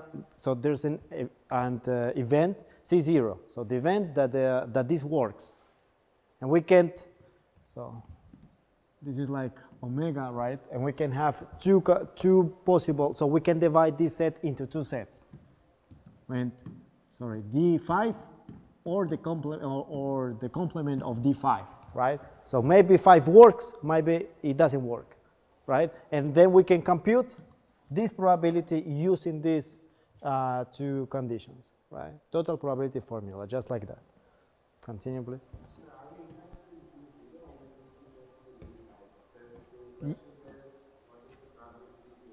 I'm going to come to that. Yeah, look, yes, this is what we are looking for here. This is what we need. This is the question, but to find this, we need this, right? I'm just copying this part, so it's going to be easier for me to work. Yes.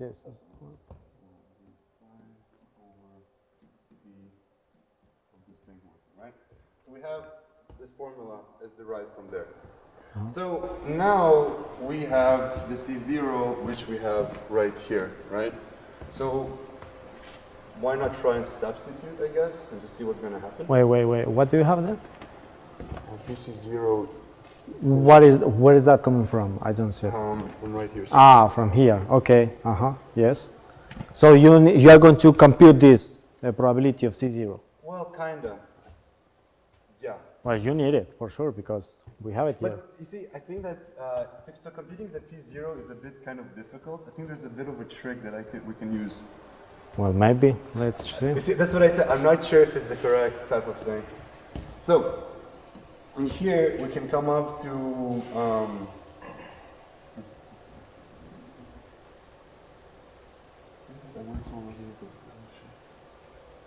Yeah, no.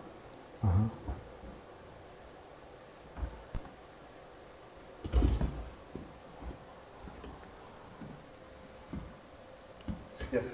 Anyways, so what's going to happen here? We're going to have P C of 0 of D5 multiplied by P of D5 over everything we did here. Yes. So So what formula is that? Okay, just, oh, sorry. Rewrite everything here, right? That's what you want to do, yes? Okay. And what's the name of that formula? Huh? Yes. The base formula, right?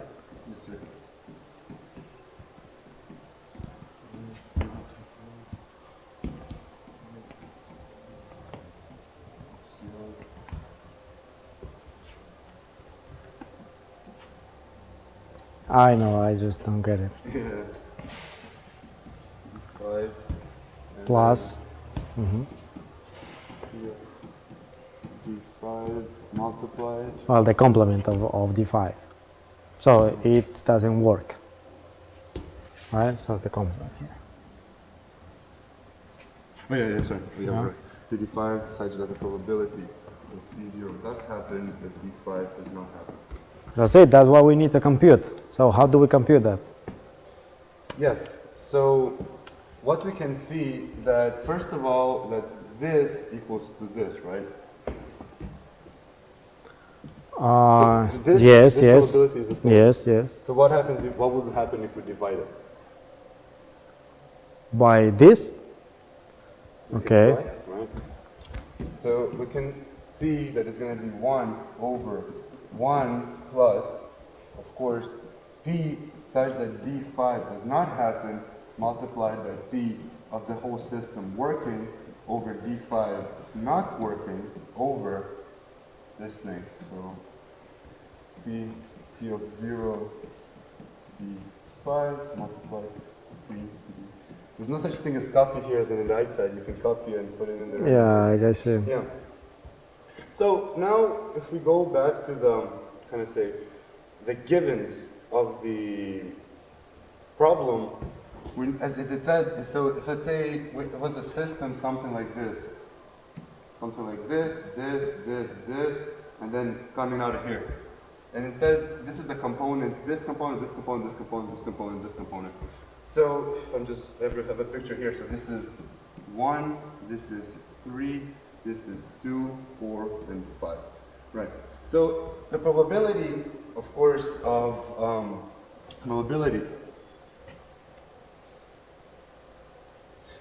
probability of D5 working is 5 over 10 because it's at the probability of a it's given. Working, right, 10, and the probability of D5 not working is 5 over 10 because it's 1 over 5 over 10 for final probability. Then what do you want to find here? So let's find a certain the conditional probabilities, right? Let's find the conditional probability of the whole thing working if D5 does work. Okay. So I don't know. It was I did a bit of a primitive working, but suppose we have here, and as I said, here was 1. Wait, D5, it means that it works. That, Yeah. yes? So if line there, if there's a line, it does not work. Yeah. D5 without a line. That's difficult to compute. What? But There's 16 cases. Yes. And we can get what? yeah, but that's a lot. I computed all the cases there, and I computed. There's all a the different way. Sir, I agree. There's a different way, but what I told you, sir, I did a primitive way. I mean, which cases? So, wait, just I want to.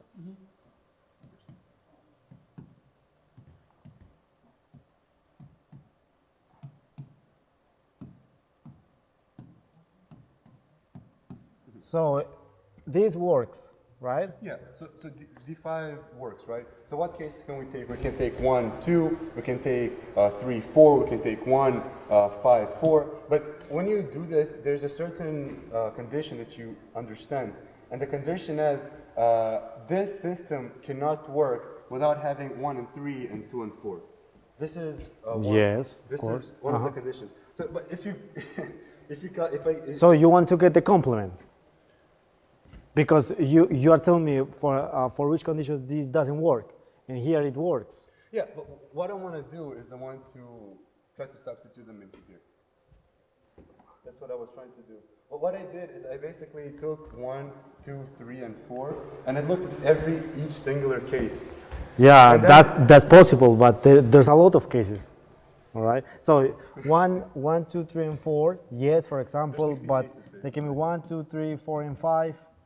No, They can be 5 we know, I'm looking for this case, 100% work. It's not the optimal way, sir. It takes quite long. Yeah, but you can use. It's much easier if this doesn't work. First of all, so 5. Let's say that 5 doesn't work. So this case. Of course, sir. Let's first compute this one. Sure. Why not? So we have only 2 cases. I got they call it Wait. So there's 16 cases. Yeah, that's look. I got all the 16. Why don't we just?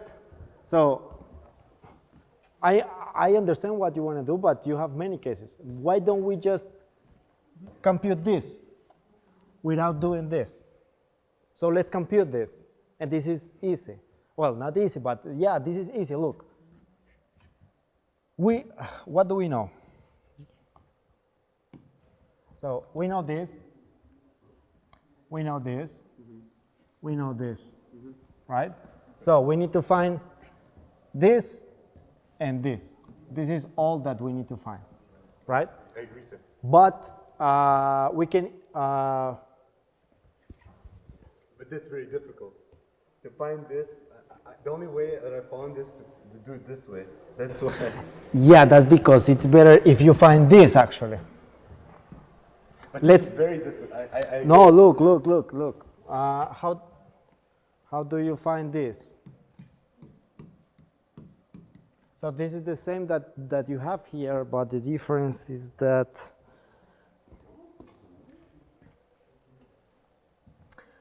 no, let's find actually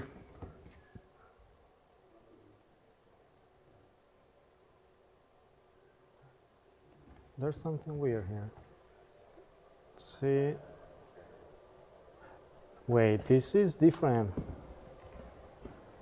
Yeah, it's better if we do it this way. So the reason it's different is because here we found that this is equals to this. So instead of writing this, the whole thing, I substituted this for this.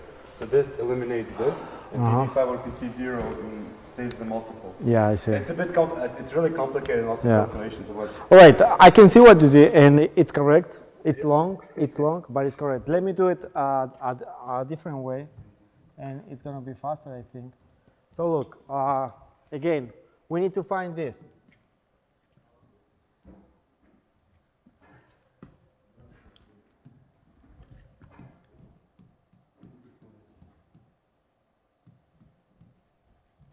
We need to find this, right? Again, this is just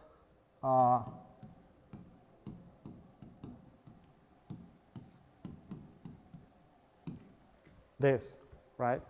But let's do the following. Let's find this. And also let's find this.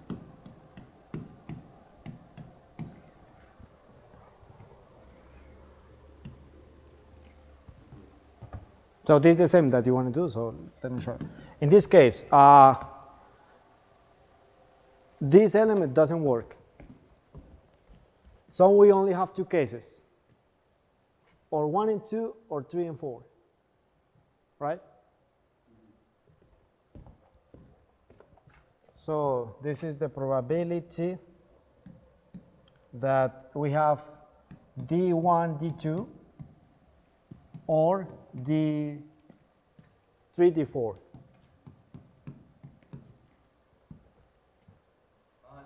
would you want to find the probability of D1 working and D2 working, and then that's it? Well, I think. Let me show you. So, so we have this. We can compute this. Well, what is this, right? So this is the union of 2 things. So this is the probability of D1, D2 plus the probability of D3, D4, minus the probability of the intersection. D2, D3, and D4.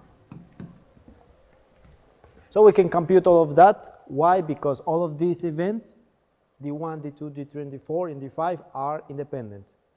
So we just have to multiply them, right? Yeah, but for the second case, what if they're not independent? And for the second case, this is equal to 1 minus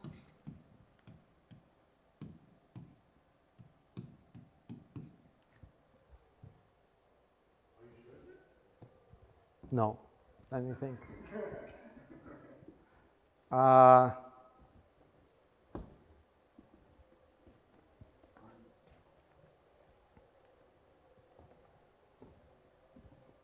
Yeah. That's why, because they're independent, that's why I thought the best way to do it is, No, wait, these two are not independent, just a sec. No, like this. No, wait, why?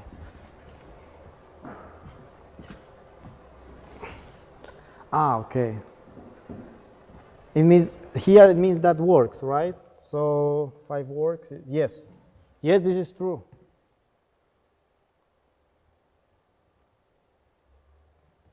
Right? So look, we have the probability that it works and the probability that it doesn't work, given some condition, but the condition is the same. So the sum of, so this plus this should be 1.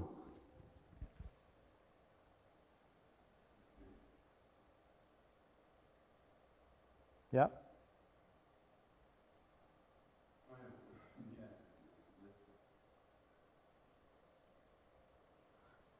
And now how can we find this? 1 minus the probability that it doesn't work if 5 works. Now we can define these two options. So the probability that either 1 and 3 doesn't work,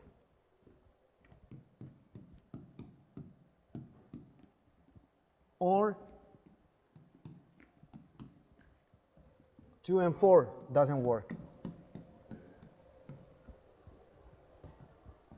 are you sure? Yes. Why not? So look, what's the probability that the circuit doesn't work if the element 5 works? So this works, right? So it doesn't work only in 2 conditions. Yes. That's the only cases that we have, right? And we can compute this again, right? So we can compute this, and we can compute this. So from here, using the total probability formula, we can compute the probability that the circuit works, right? So we multiply this by the complement of D5, and this by the probability of D5, and we get this, right? And then, since we have this already, we can just apply it to here, because we already know this, right? And that's it. So we need to write everything here, and we get the answer. I mean, that's a much faster way. So the difference, yes, the difference is this. This is the trick, right? I went to everything. It worked out for me, kind of. Yeah. So it just, when you have so many cases, you have to think about the complement of that, because the complement of that, if you have so many cases, it means that the complement has a few cases, right? So in here, we just look at the complements, and you can compute the answer, but that's the idea, all right? The way that you did it is okay, but it's a long way. I don't think it's like, it's because I don't have much experience yet. Yeah, it's okay. All right, yeah, so the answer, somehow you cannot find the answer because I don't know the answer. Good. Next, what do we have next? All right, this is an easy one. Right, so we have two guys, A and B. A and B. They have a coin, each of them have a coin. And the first one throw this coin 10 times. Huh? No, I'm telling you about it. So, and the second one throw this coin 11 times. So we need to find the probability. The probability, what probability? That B wins, right? Who did it?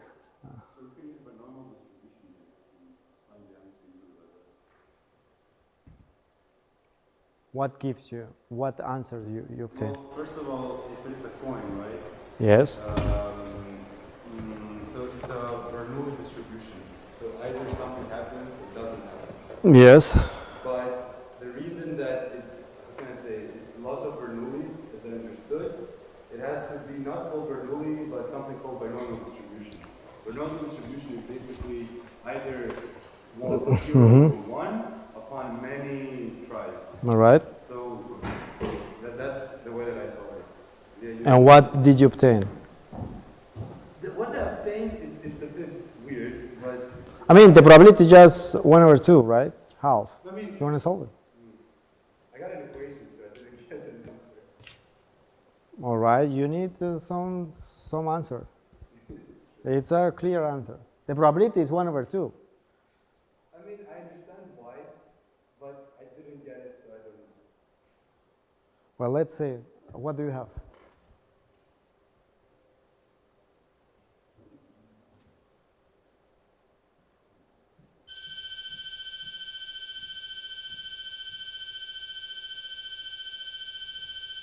What is B?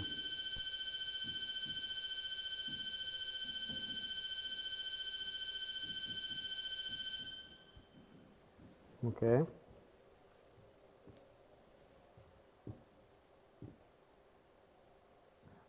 Yes. So who wins? The one who gets more heads. Uh-huh.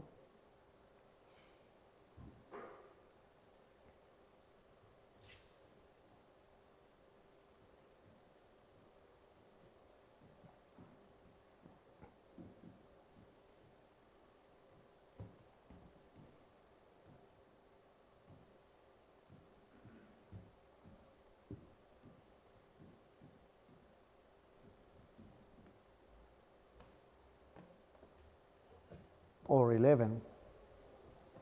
A, okay. Right.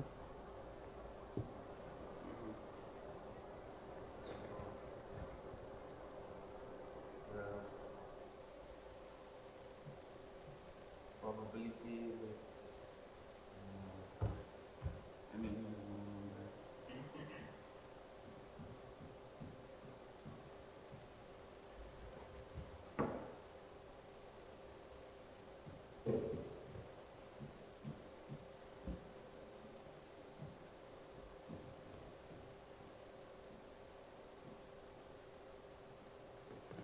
express the sample space.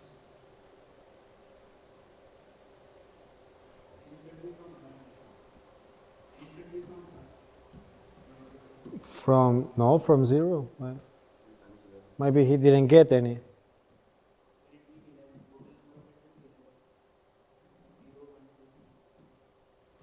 From 0. N is from 0. 0 to 10, yes. For A.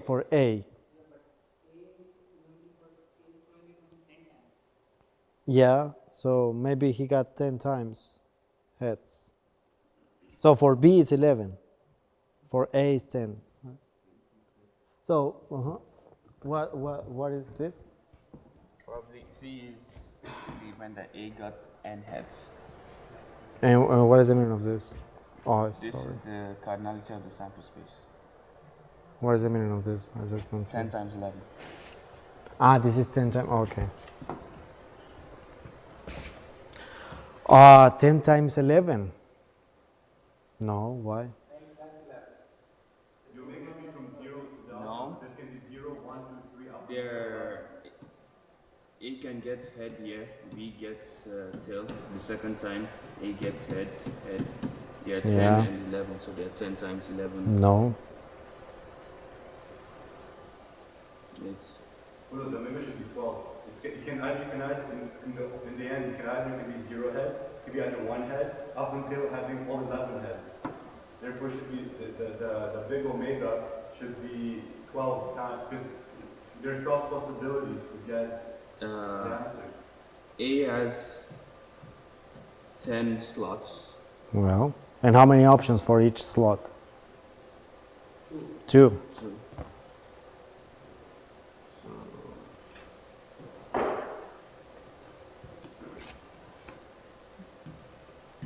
times 4. No. 2 raised to power. Who can tell me the answer? 12?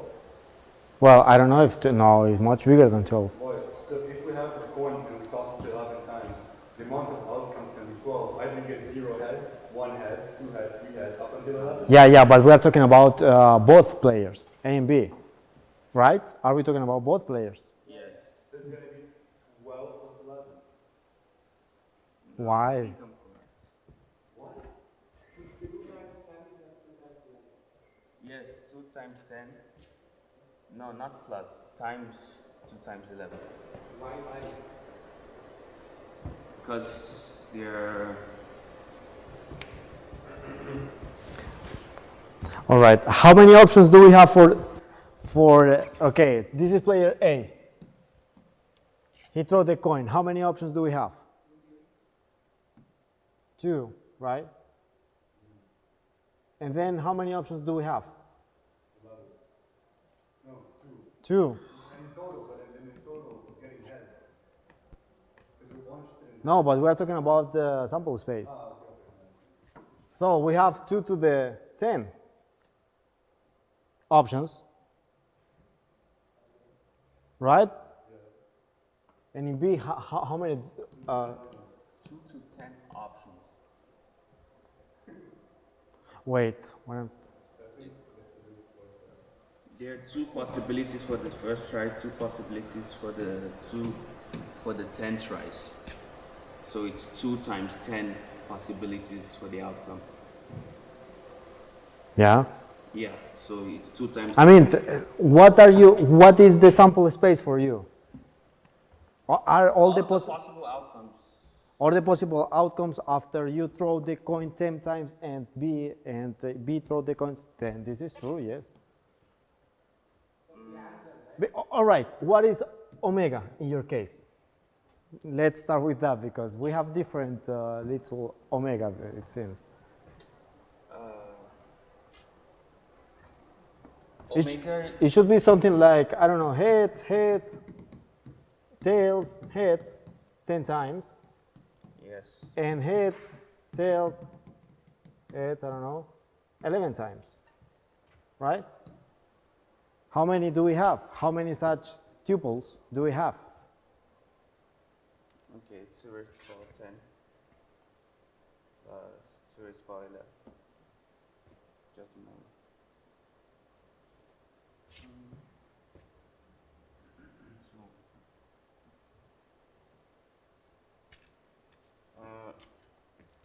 If you put it this way, then yes, it would be 2 raised to power 10.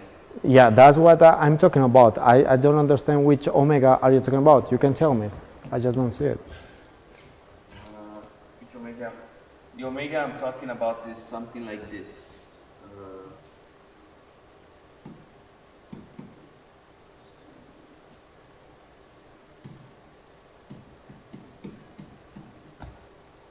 No. Is the final number. Yeah, Is the number. All right, I see. not a tuple, something like this.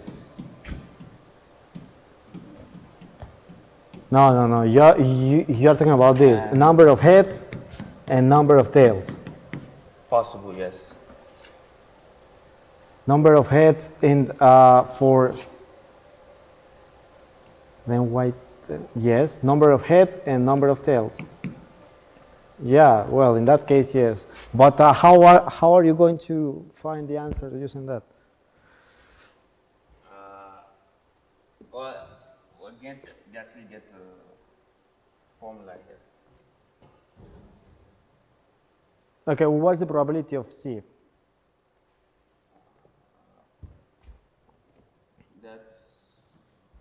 That's binomial, right?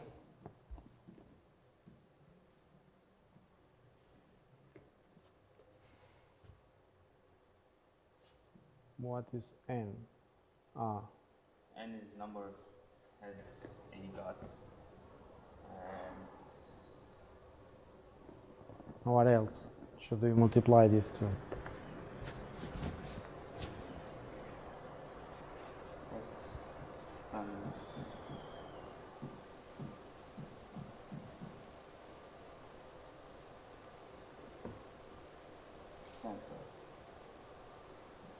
let me see, didn't get heads on the other slots of the test. And what else? That's it. No. That A got N heads. Yeah, but maybe heads you got in the first two times, or maybe at the last two times. So how do you compute that?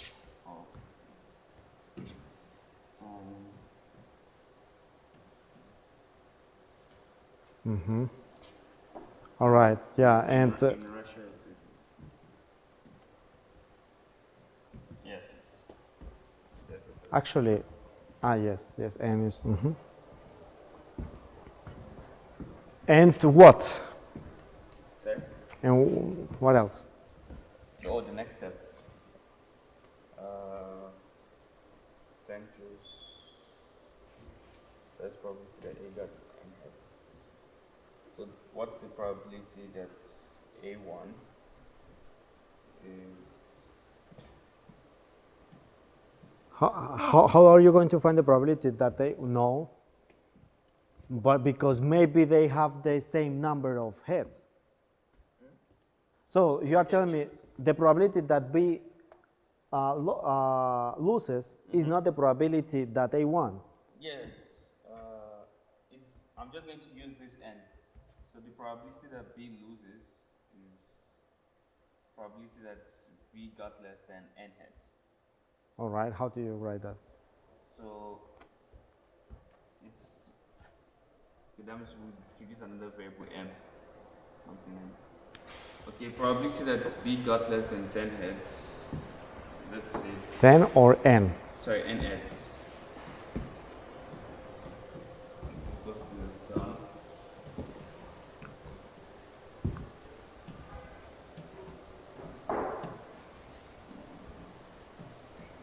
Did you solve it completely? No. All right, so let's do it because it can take a really long time here. Because I'm not sure if it's okay, but if you have the answer and the answer is okay, then we can continue. I haven't solved it yet, but this is my idea. Look, this is too hard. How did you try? Well, I solved it via using binomial distribution. Well, this is the same idea, actually. Yeah, but I came to, my problem is that I came to a certain formula where I couldn't go further. Look, let me solve it, all right? And you will see why this is so difficult that you are trying to say. And actually, this is a difficult problem. It seems very easy, but it's difficult because it doesn't matter. So we have 10 and 11, right? But you can have 1 million and 1 million and 1, and it's the same solution. But So shouldn't we concentrate not on all the solutions, but only the solutions that we care about? So if we yeah, the answer is going to be the same, 1/2, 1/2. So the probability that B wins is 1/2, just like that. Yeah. How do we get that? I mean, look. So we have that A and B. A throw this coin 10 times and B 11 times, right? So we can do something like this. This is A, this is B. The first, the second, we have the 10th time, and we have another one here, the 11th time, right? Good. Now, let's do the following. By now, let's forget about this one. Let's forget about this one. So let's just consider the case when we went B throw 10 coins as well, 10 times the same coin. right? So we can divide omega, we can divide it into 3 sets. The first, the set B1 is that A wins. So this is that A wins.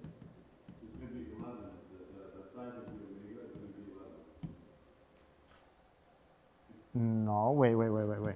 B2 is that B wins, and D is that nobody won. These are the. Yes. So they have the same number of heads. So we can't do this because these are so if we have omega, we can divide this into these 3 sets, B1, B2, and D. So maybe the first, maybe A won, maybe B, maybe nobody. All the cases we have, right? And let's introduce a new event, Y. And this is the event that B got heads in the 11th trial, right? So here, he got heads, all right? So we have that. So let's find the probability that, and this is only for 10 trials. All right, so we forgot about this. We only consider this case. Okay, so this omega is omega sub 10. Let's write it. So for 10 trials, all right, we can divide into this. So what is the probability that of B2, I don't know, B2 star. So the probability that B2 wins completely, not only here, but at all.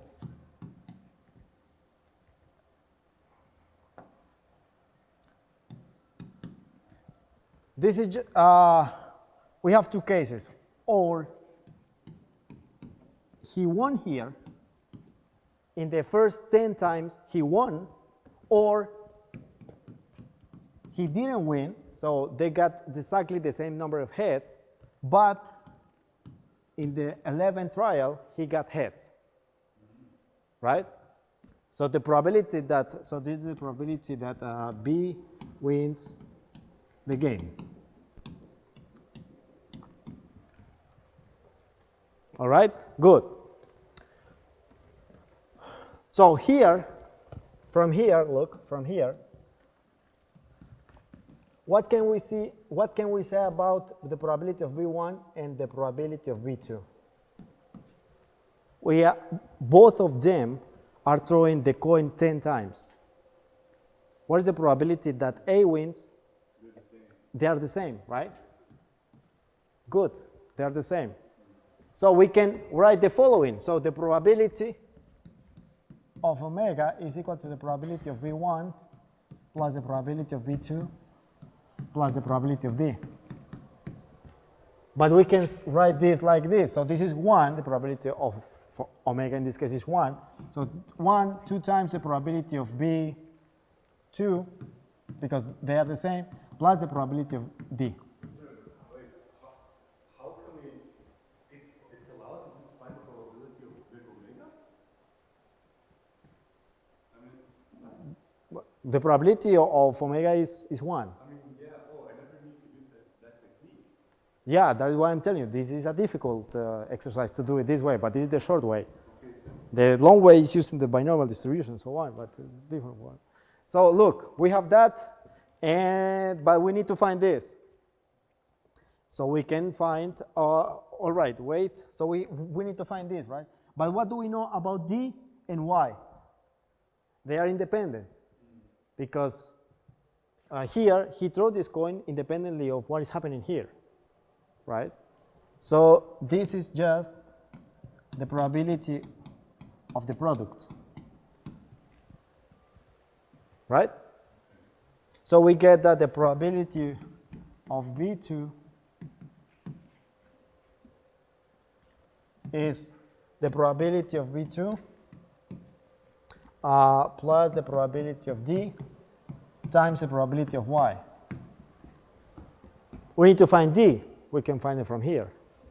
So this is probability of B2 plus the probability of D is equal to 1 minus 2 times the probability of B2.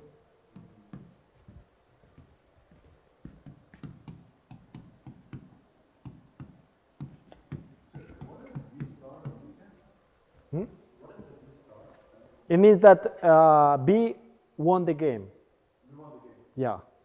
Here he won, but only after 10 times, after 10 trials. Good. So what's the probability of Y? The probability that he gets heads. Yes, it's 1/2, right? So that's it. We obtain the probability of B2 plus 1/2 minus the probability of B2. Yes? So, and we got this 1/2. What? Yeah, just like that.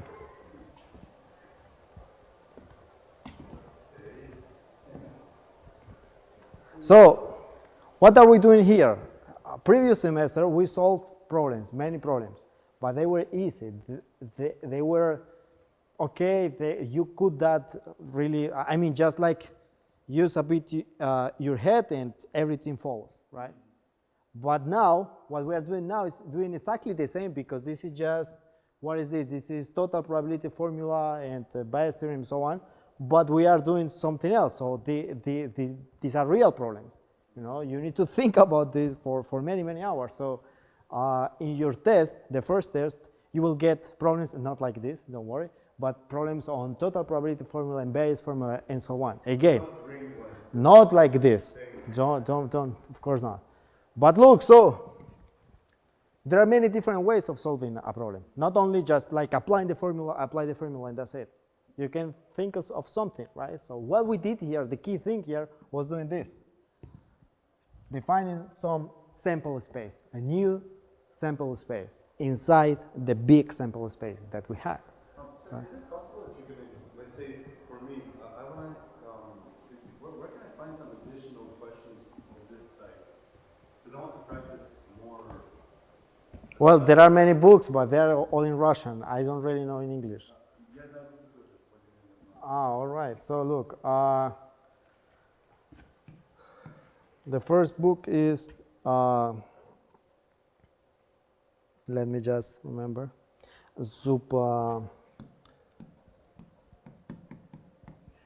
Zubkov, I think. So this is Sbornik задач по теории вероятности. You will find infinitely number of problems with, yes, with that kind of solutions. All right? So this is one of many, but this one is good. I think for this type of questions, I think the more the person practices, then he develops a certain type of getting it out correct. Yeah, this is not easy. I mean, this is not like just you see it right away, of course. Okay, good. Now, we finished with this homework, but we didn't finish with the homework we had before, right?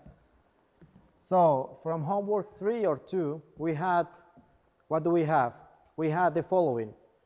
We have two sets, A1 and A2, right? How do we get these sets? From some, so before that, we have the set S. This is the set of elements from 1 to n, right? And every time, and from here, we pick each of these elements with some probability p, all right? And then we obtain the set A1 and the set A2. And we want to find the probability that the cardinality of A1 is L1 and the cardinality of A2 is L2, given that they don't intersect.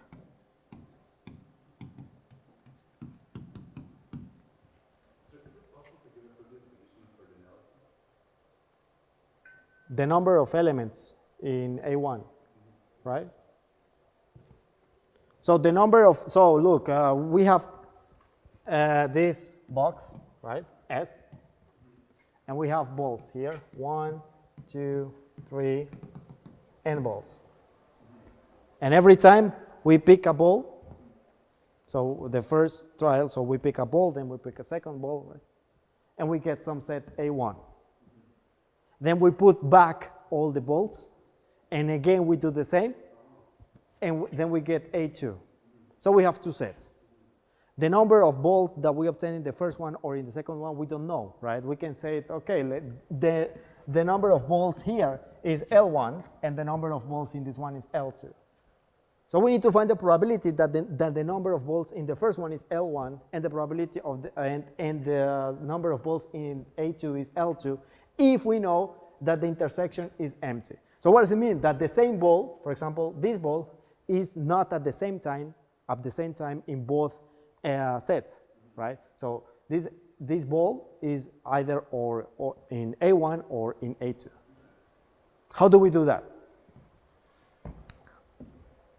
So this is equal to what? So do we have conditional probability? How do we define conditional probability? Conditional probability equals to the probability of condition one happening intersection that it Yes, so A1 is L1 and A2 is L2. Wait.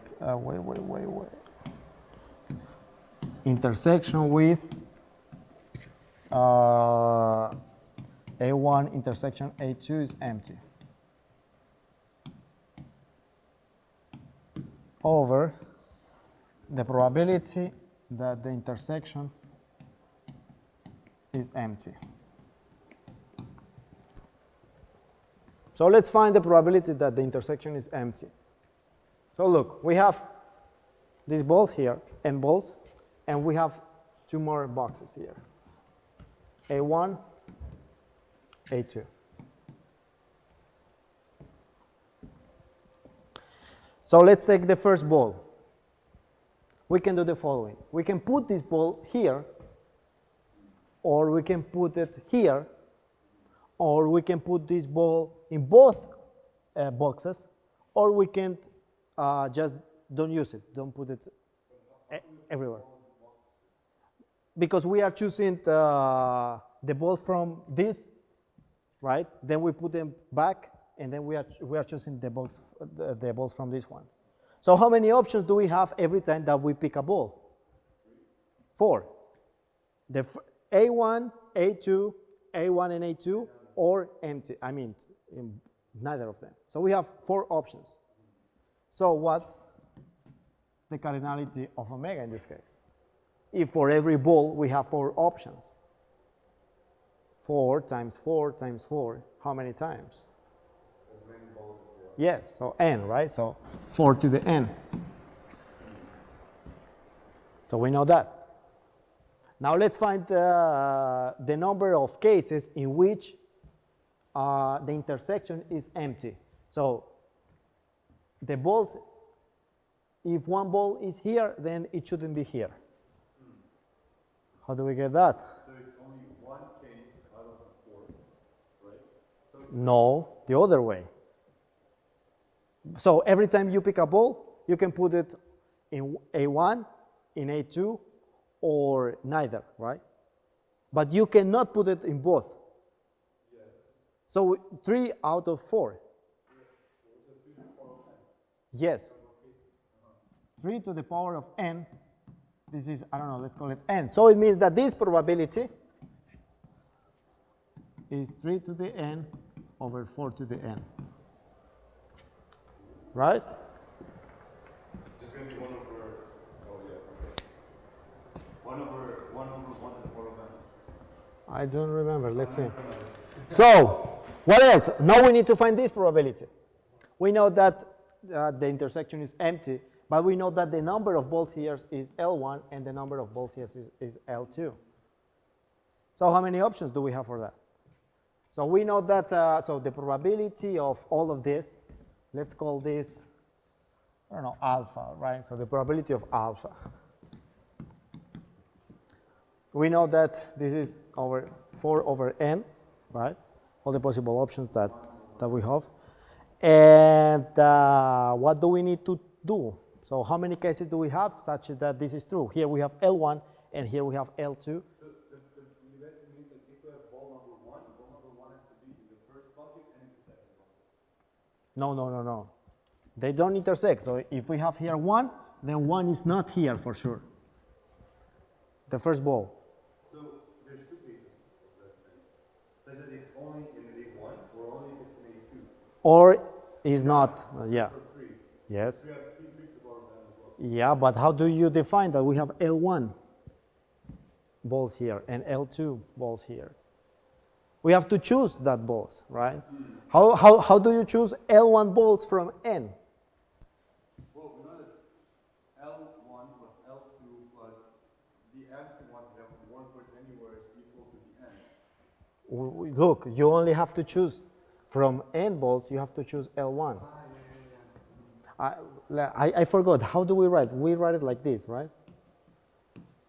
I just forgot how. Okay, so we have to choose the balls for the first box, and now we have to choose the balls for the second box. So it's going to be N L2. N? No, why not? No.